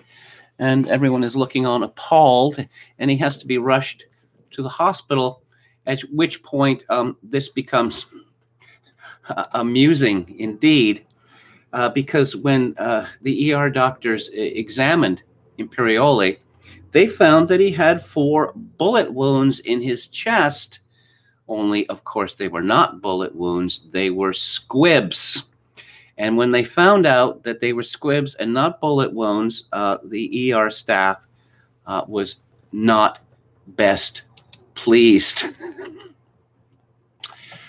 There's one thing I wanted to say about this book, which I mentioned a few weeks ago, that I understand that there is a certain line that must be taken with regard to certain subjects to get books published these days. Now, there is a lot of, how shall we say, racial demeaning going on in Goodfellas. There is the use of the N-word. Oh, yes, there is also a 3-letter insult for homosexuals, which is actually, there's a dash between the F and the G in the text of this book, which I was rather surprised by. But Glenn Kenny takes great pains to let us know how wicked the characters in Goodfellas are because of their casual racism. For instance, the hijack scene where, so the driver gives up the truck, and then he goes into the restaurant, and where's the phone? And he says a bunch of N-words, stole my truck. And, you see, I look at the scene a slightly different way. That this is the sort of thing that someone like him would say. The question is whether, I think it's fairly obvious that it didn't happen, or that it was highly unlikely that what he is claiming actually happened. I don't think that small-time black crooks are likely to engage in, hijacking a truck with all that entails. But what irritated me about this is that one gets the impression through constant repetition that Glenn Kenny believes that, again, the casual racism or homophobia, if you like, of characters in Goodfellas is more important than the fact that these people kill for money, that they kill repeatedly for money, and often they kill not for money, just because they can't control themselves or it pleases them. But this is the world we live in now, and that said, I just touched the surface of this book, and I really recommend it highly. If you love Goodfellas, Scorsese, or you want to know in great detail, how a great movie like this comes together, or if you want to get a really good overview of Scorsese's career, it's all in this book, Made Men. Once again, highly recommended. So let's have a look at the chat here. Murder Incorporated was not Sicilian, says Hikma Warrior. Samuel L. Jackson gets shot in the back of the head by Pesci. That was very racist, said Anne Run. I don't know how. You see, these guys aren't very bright. Samuel Jackson's character, yeah, he plays guitar. We like to listen to him, play guitar and sing the blues or whatever. This is the guy that you give the job of disposing of the vehicle? No, it isn't. And after he had not done what he was supposed to do and, was awakened in a haze with no explanation, well, it was obvious he was going to get shot in the back of the head. Half Galicia says, I like how Maury wants to get a Danish for his wife a minute before they kill him. Maury is He loves his wife, and his wife loves him. No question about that.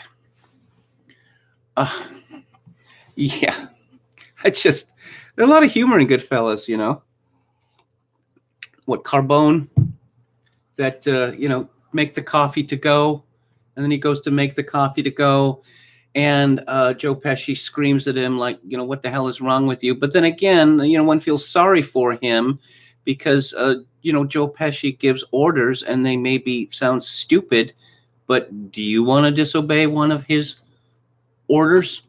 No, I don't think so.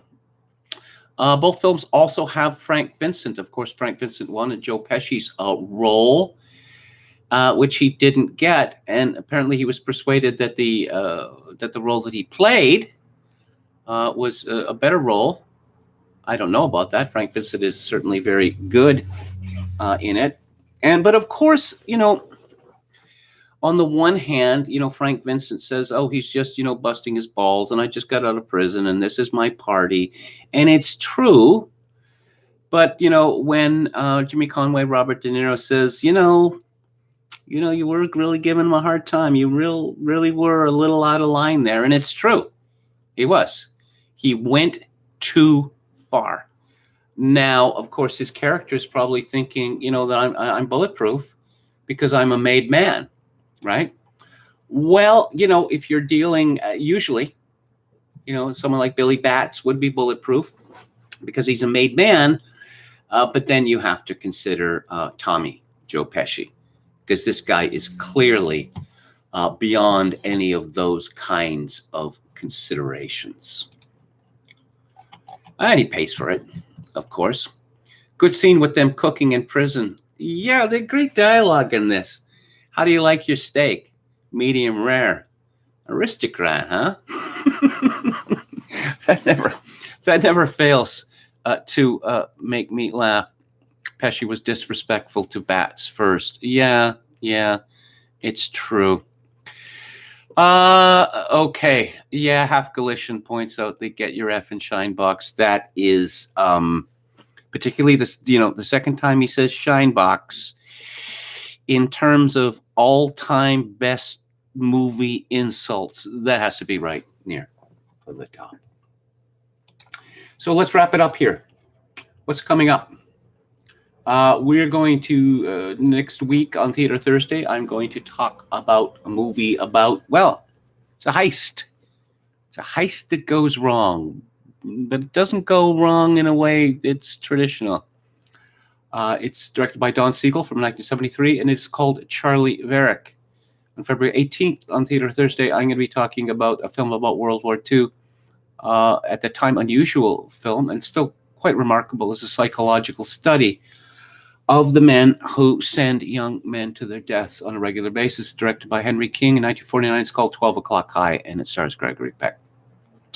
On February 25th, we got a noir here from Michael Curtiz from 1945. It's called Mildred Pierce, and it is the big comeback role for Joan Crawford, and perhaps her best-known role to this day.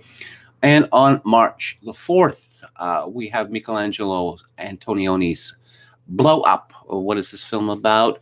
Not to sound pretentious, but it's rather about reality and how you measure it. And it's in the swinging 60s London. Remember that song? England swings like a pendulum do. Bobby's on bicycles 2x2. Westminster Abbey, the Tower of Big Ben, the rose-red cheeks of the little children. I think that song came out in 1966 by Roger Miller. Everything British was hot in North America in 1966. Next week on the book club, a book by an Englishman, Nick Kent, called Apathy for the Devil, which is a memoir of a decade as a rock journalist. On February 19th, Alexander Solzhenitsyn's account of the years he spent in Vermont in the United States after being expelled from the Soviet Union is called Between Two Millstones, Part 2. February 26th, The Great Reset, COVID-19 by Klaus Schwab. No, it's not a conspiracy theory. It is actually all laid out in a book. And on March the 5th, Boomers by Helen Andrews. And, well, the boomers are beginning to die out now, but it's not too, baby boom started in 1946. So we have an opportunity to look at their impact.